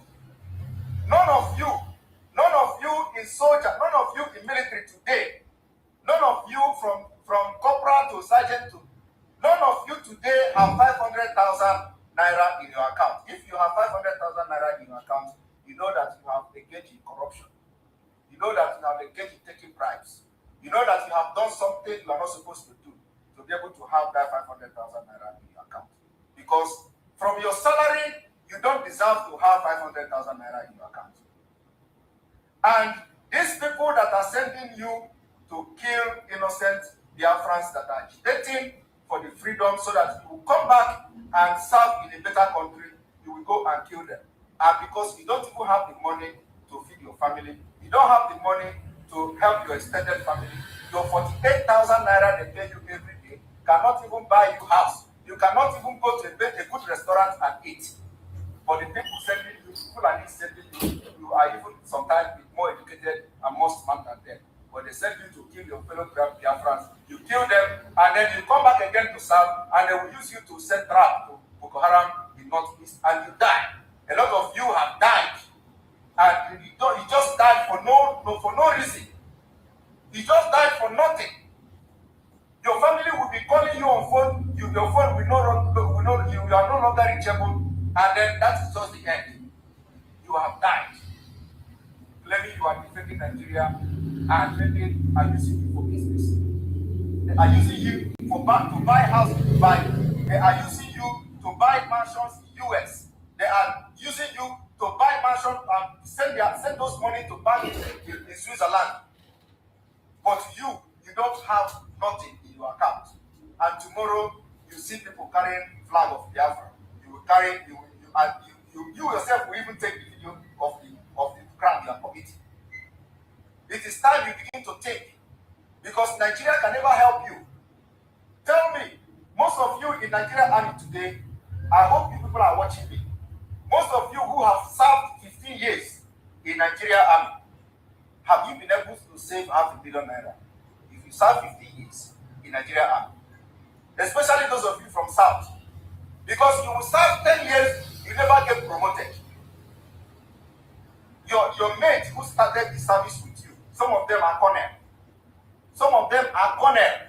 You are still managing sergeant major. And no more, your money is being embezzled by Fulani people. And you cannot think about what is going on. You cannot think about it that when the opportunity comes, don't go and kill your Biafran people that are fighting for your future. Don't go and start shooting them. Tell the military that you will not go. Let them start killing you and having court martial on you, and the war will come. Stop going and start committing atrocities in the name of your serving Nigeria that have collapsed. Your oath of allegiance have expired. You cannot continue to kill innocent human beings that are fighting for your future, that are fighting that you can even have up to 100,000 as a cadet officer, as a salary, with other allowances. Now, Let us even agree that you have allowances. Those of you that are fighting in Northeast, are fighting Boko Haram, how much is your daily allowance? The government of Fulani, the same government of Fulani approved 5,000 naira every day for all of you that are serving in Northeast. Are you receiving that 5,000 naira? The answer is no. You are being paid 1,500 naira every day. I'm not even very often.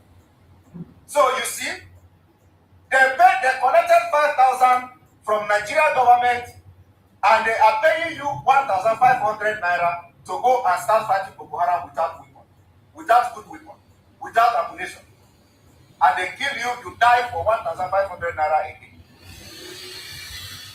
You see your life?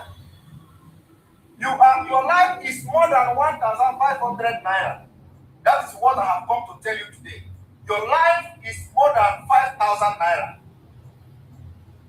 Your life is more than 5,000 naira that the federal government controlled by terrorists are paying you to go and die.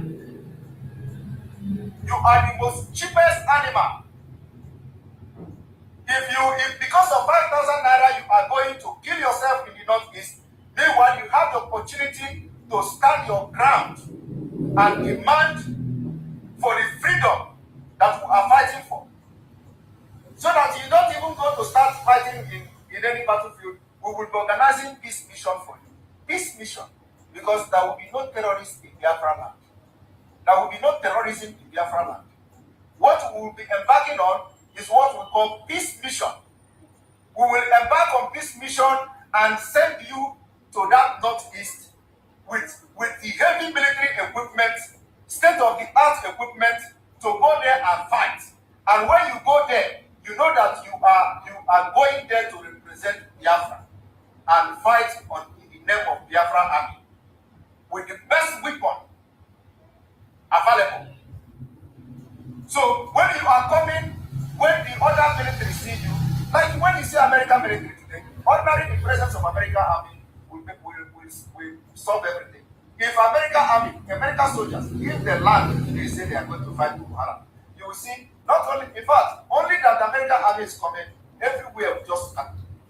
Because of the efficiency, because of the military hardware, because of they are updated, they are living in present world, not in 1982. All of you are using outdated weapons. Look at what you are using to fight Boko Haram, AK-47. AK-47, how many range? 200, highest you shoot 200 meters. Boko Haram is coming with a powerful machine guns. And that is why anytime they come, they kill people in number. Because you are using an outdated weapons. You don't have anything to fight Boko Haram, and the people that are sending you, they know. They know. Are you telling me that if Boko Haram is coming today and start fighting you, that Nigeria don't have air force, a military aircraft for backup, so that immediately they are shooting, they call for a backup, and the military aircraft will come there and shoot all of them? Have you ever seen that happen? It never happened, but America will do that. Immediately you are attacking American military, they will come with aircraft, and they will shoot every terrorist. But Nigeria cannot do it. Do you think they don't have military aircraft? They have it, but they will not do it because they are protecting the terrorists. They are protecting them because all of them are fighting the same cause. Like this Bishop Kuka already said. Now they are attacking him. They are attacking Bishop Kuka that he should not be saying. Even they beg in the stomach that knows something, knows that Nigerian government and Boko Haram and ISIS are fighting the same cause in different ways. They are all fighting for Islamic State. They are all fighting for Islamization of Nigeria. So what are we talking? What are we not saying? You that is serving in Nigeria Army in Borno State, your daily allowance is supposed to be 5,000, but today they are paying you 1,500. If you doubt me, I want the people to investigate all the soldiers that are serving in the Northeast today. How much are they collecting? They are collecting 1,500 instead of 5,000 naira. And if 5,000 naira enough, how much is it in dollar? Because of 5,000 naira, you will go and kill yourself, and your family will not do nothing about it. Your family don't know nothing about you. Now, that is by the way. The same military, I hope you people are watching because I know a lot of you are watching this program. The same military, I will tell you one thing. When you go to a US website, they have a data. They have complete data of how many military men have been killed in Iraq. Until present, if you go to that data, you will see the overview. The United States military casualties. I will be showing it to you. When you look at this, you will see the United States military casualties of war. The data is here. It is not something hidden. It's something you find in the internet. But when you ask Nigeria military, they will tell you you cannot disclose your casualty to your enemy. Who is your enemy? Who is your enemy? Who don't know? Is it not your enemy that is telling us how many of you that have been killed? Have you ever come to tell the world how many casualties that Boko Haram have been killed? It is the Boko Haram that are giving us the numbers of Nigeria military they kill. Is it not it? We have seen where Boko Haram come to debunk your claim and give the exact number of military killed. And at the end of the day, it was those numbers Boko Haram gave that we buried. Mass burial. You have never conducted any remembrance of the Christian soldiers because they are Biafrans, of the Southwest soldiers because they are Duduas. You have never conducted any kind of remembrance of people killed in Boko Haram fight. Never. Because it was planned to be so. It was planned to reduce the men of Duduas. It was planned to reduce the men of Biafrans. So you don't value them. You cannot organize ordinary remembrance of the people who have been killed during the Boko Haram fight. Not this your armed forces remembrance. It is rubbish. But the people who have died, who has been falling in cause of this Boko Haram, the people you have used to sacrifice to Boko Haram to continue to push the agenda of the Islamization of Nigeria, you have never come to have a remembrance of them. Never. And you will not do it except after watching this video. You will try to do something. That is by the way. Now, the same military, you people that are serving in Nigeria, do you know they have allowance for factory allowance? Now, this factory allowance, or however you can call it, how many of you are receiving this factory allowance? The answer is no. The answer is no. The allowance is, yeah, thank you all, most of you who are already converting 5,000 naira, how much is in dollar. That's the one they are being paid to go and die in Boko Haram. And they are not even receiving this 5,000 naira. They are being paid 1,500 naira every day. Now, the factory allowance that are being paid to you, how many of you have received that factory allowance? The answer is none. None of you have received that allowance. The military are taking it. The military are taking it. And whenever you see Biafra agitating, you carry your AK-47 to go and start. Does that make sense? Does that really make sense?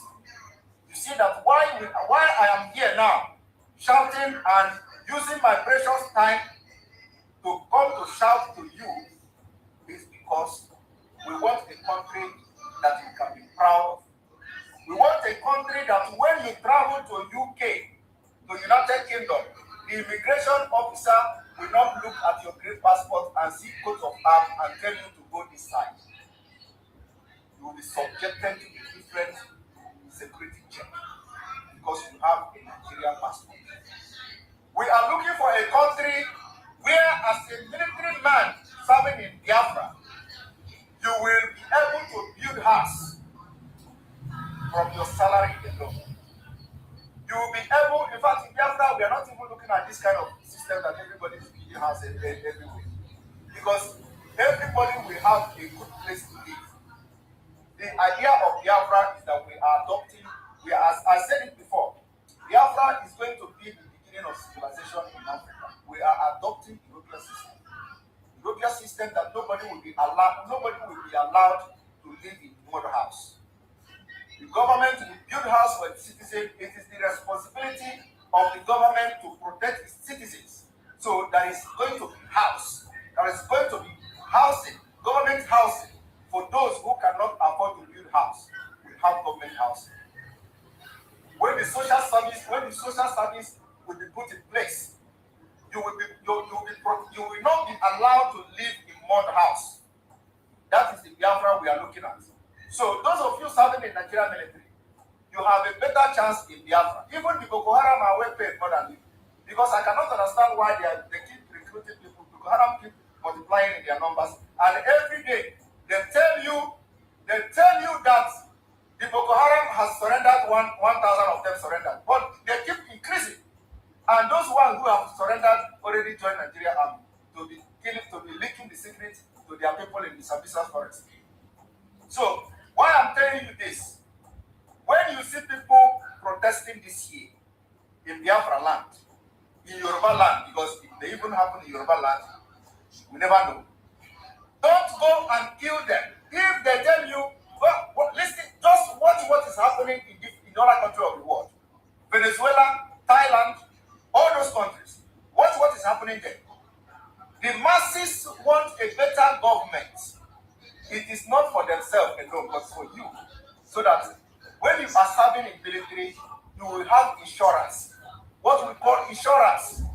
If you die, your family will have the opportunity not to only get government support, but insurance will pay your family for you being killed during the battle. Your insurance will pay your family heavy amount that can help the whole family to go to school, if need to do anything they want to do. But that kind of thing is not available in Nigeria. So you see why we are shouting. You see why I will leave everything I'm doing to come and shout so that you can receive sense. Because all of you that have died, that you have lost, most of you military that died during this, you are already dead. You don't know what is happening. But your friends, you that are their friends of those who have died, you know how many of you that have been sent to the northeast? You know how many of you that are still alive? Those people that you can no longer see today, their family will be rendered useless. It is only by God's grace that they will feed and their children will go to school. But you that are still alive, don't think what they are going to do to you. What I'm saying now is that if you are in Biafra land and you are from Biafra, of course most of them are from the Caliphate, they will never listen to me, those in Biafra land, and that is why you will see whenever somebody is raising flag, they will give order for them to go and kill them. So I am not surprised because majority of them in Biafra land are from the north. But some of you that are with them, some of you that are commanders in Onitsha Barrack, some of you that are commanders in Enugu Barrack, some of you that are commanders in Abia State Barrack, some of you that are commanders in Ebonyi Barrack, you must not allow yourself to be used against your own people. Because we are fighting so that you will have your full potential in military service. Now you are not having your full potential in military service because you are underpaid. Not only that you are underpaid, you are being abused. Not only that you are being abused, you are more of slave. Because the peanuts they are giving to you, even a slave can do better than that. How can you go and carry AK-47 to go and defend Nigeria and they are paying you for 4,800? Do you know how much ordinary local government councillor is making every month? You don't know. If you don't know, go and ask question. How much is going into local government councillor account every month from the state government? Ashamed of yourself. And whenever you see people fighting for you, you will carry AK-47 and start telling them to go and sway in mood, may God forgive you. It's time you change, and that is why I'm here to change the narrative. The narrative is what I am here to change. Now, about the dead soldiers. The Nigerian military will never give you the figure of the dead and fallen soldiers, like I have said, because their salary are going to them. And I want the Nigerian government, if they claim they are fighting corruption, everybody knows they are not fighting corruption. If they claim they are doing that, let them give account of how many soldiers have died, and you will see that the name of those soldiers that have died, the military record, have collected salary. Even after 3 years of being killed by Boko Haram, their salary is running in military database. And they know the data, they know the name, the person, every fallen soldier, the Nigerian military know them, and they have the data. And through that data, they take their salary, and the salary will not go to their account. That is how evil the military commanders in Nigeria are. They know the data of every fallen soldier. What they do is, once they die, they will compile this thing and then send it to the military chief. They will divide the salaries. The salary will come. They are the one paying the salary, right? They are the one paying the salary. Those men, those fallen soldiers' salary will be marked as paid until the day their family is notified. Even if their family is notified, because the family's notification is just formality. It is until the government knows, that they have died. And for that reason, the salary will stop running. That is what they do, and that is the business the military have been doing. And that is why you see them today. Nobody. And when you talk of Biafra, then that is where they have power. You talk about Ekpa, that is where they have power. I hope that we all be ready to defend themselves, because ICC has come. ICC did business, and this is the first time Nigeria will be investigated for war crime. They have been committing war crime for many years. So this is the worst in history. This is the worst in history. So the soldiers, the reason we are shouting is that you need to come and serve in a state, in a country where your insurance, your welfare will be our main priority. The government of Biafra priority, that I believe will be the 100%. The government of Biafra, your welfare will be the biggest priority of the government of Biafra, just like the American, just like other countries, and what have you. But in Nigeria, you are zero. The only thing, in fact, another thing that I am telling you, if you are watching as a Nigerian military, do you know that you buy your own uniform? You buy your own uniform. This camouflage you are wearing, you not buy it with your own money. If I am lying, you know yourself. With this 48,000 you are being paid, you will use that money and buy your own military uniform, camouflage. Is that a country? No country in the world that will allow the soldiers to use their own hard-earned money, even the money that is not enough to send your extended family to school. The money is not enough to help your family. How much is school fees? If you have a child that is going to university, for example, and you just join the army, or if you have a child that is going to secondary school and you just join the army, do you think you can be able to afford the school fees? You cannot afford the school fees of your child. Even now, today in Nigeria, primary schools are paying 50,000 naira as school fees. You cannot afford it. And you just parade yourself and put your hand that you are a soldier. Even police receive more salary. Even the DSS are the only people that are being paid well in Nigeria now. DSS. And how many of you are from Biafra and DSS? None. How many of you from Biafra and DSS? None. They will never take you because that is the place they have money. The DSS have money. They are paying a good salary. But they will never recruit you as a Biafra. If they recruit one Biafran, they have recruited 10 or 20 jihadists. They will never recruit you. If for you, I know most of you have been to DSS course or recruitment exercise. How many of you were recruited from Biafra? They will not recruit you. They will recruit first of all the Boko Haram, repentant Boko Haram members. They will recruit people from the north before they will not consider one or two from the Biafra ranks, because they are paying them well. But in military, if you apply, they will take you. Once you can run and they will just take you. Because they know you are being used, they are using you to make money, they are using you as a slave. So if now they go and have the contract with Turkish men. My time is up, this is almost 1 hour. They had a contract with Turkish men to come and build military factory in Kaduna. You think the military factory is for Nigeria? It's for business, for people who are joining the army. As you are joining the army, that military factory in Kaduna that they are opening in Kaduna is making already money from you. Because the kit they are going to produce, if they will give it to you, and it is compulsory, you are going to buy it. You see?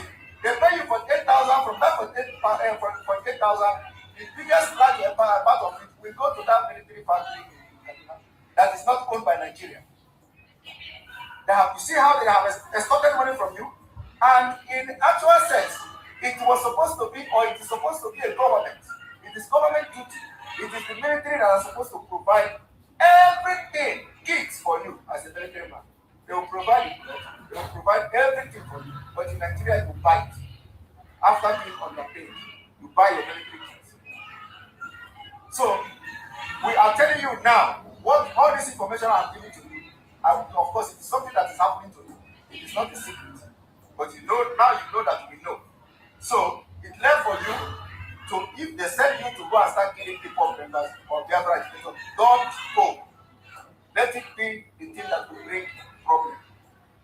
Don't go. Don't go and kill people members. Don't go and kill any Biafra agitating group anymore. No longer. And I will come to police. Today is for military and this service. I will come to police. So I hope this information I have given, which you know, somehow have opened your eye. That you learn from what is happening in other countries. Other countries, police are protesting. Other countries, military are protesting. It is time you join your hand and protest. And you are not protesting for a better Nigeria, because Nigeria will never be better. But whenever the call for Biafra comes, don't fight against your family. Don't join your enemy to fight against your own family. Because at the end of the day, you have where to come back. Thank you. Have a nice day. And I hope that Lord Jesus will touch you as you receive this gospel. Open your eyes. And let the Spirit assist you to have make that gospel whenever the scripture calls.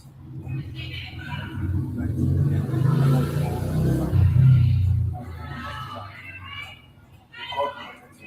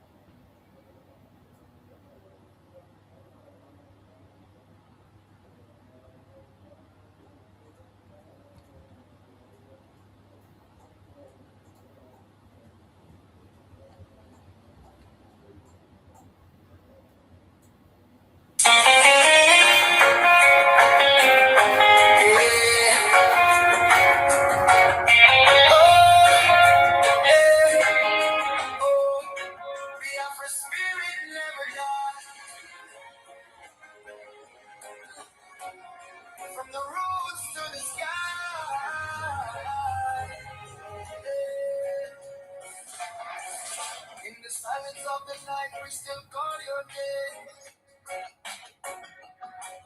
Through the storm and the struggle, we carry your flame. Though the walls may be high and the chains may be strong, your voice echoes louder every freedom song. Oh, we remember your courage, we remember your stand. For the people, for the future, for the promised land. Even when you're not here, your spirit still leads. In the hearts of the people, in our words and deeds. Oh, we don't go tired. We don't go fall. Through the fire, we stand tall. We know he will be free. Oh yeah. In our hearts, in our dreams, we believe. Simon Ekpa, we call your name. Born for the struggle, born for the flame. We know he will be free. One day, through the night, we go see better day. We miss your voice, your guiding light. But your spirit keeps the fire burning bright. From the streets to the villages, the message go round. Every voice, every soul in a freedom sound. No prison can silence what the truth has begun. Like the rising of the moon and the shining of the sun. Hey, they can try to hold you down, but they don't understand. This is bigger than a man, it's the cry of a lion. From the learners to the youth, everybody know.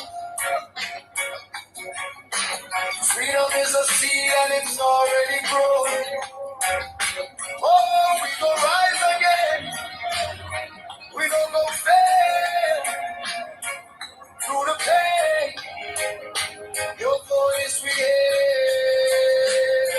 We know he will be free. Oh yeah. In our hearts, in our dreams, we believe. Simon Ekpa, we call your name. Born for the struggle, born for the flame. We know he will be free. One day, through the night, we go see better day. We miss your voice, your guiding light. But your spirit keeps the fire burning bright. Even in absence, you're never gone. In every prayer, in every song,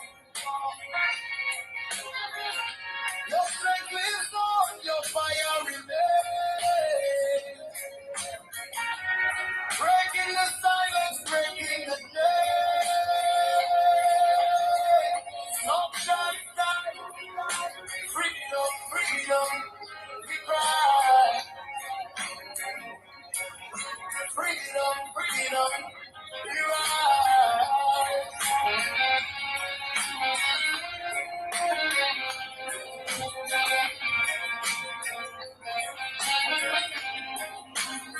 We know he will be free. Oh yeah. In our hearts, in our dreams, we believe. Come on, Ekpa, we call your name. Born for the struggle, born for the flame. We know he will be free. One day, through the night, we go see better day. We miss your presence, feel the light. And together we go win this fight. He will be free. He will be free. Biafra.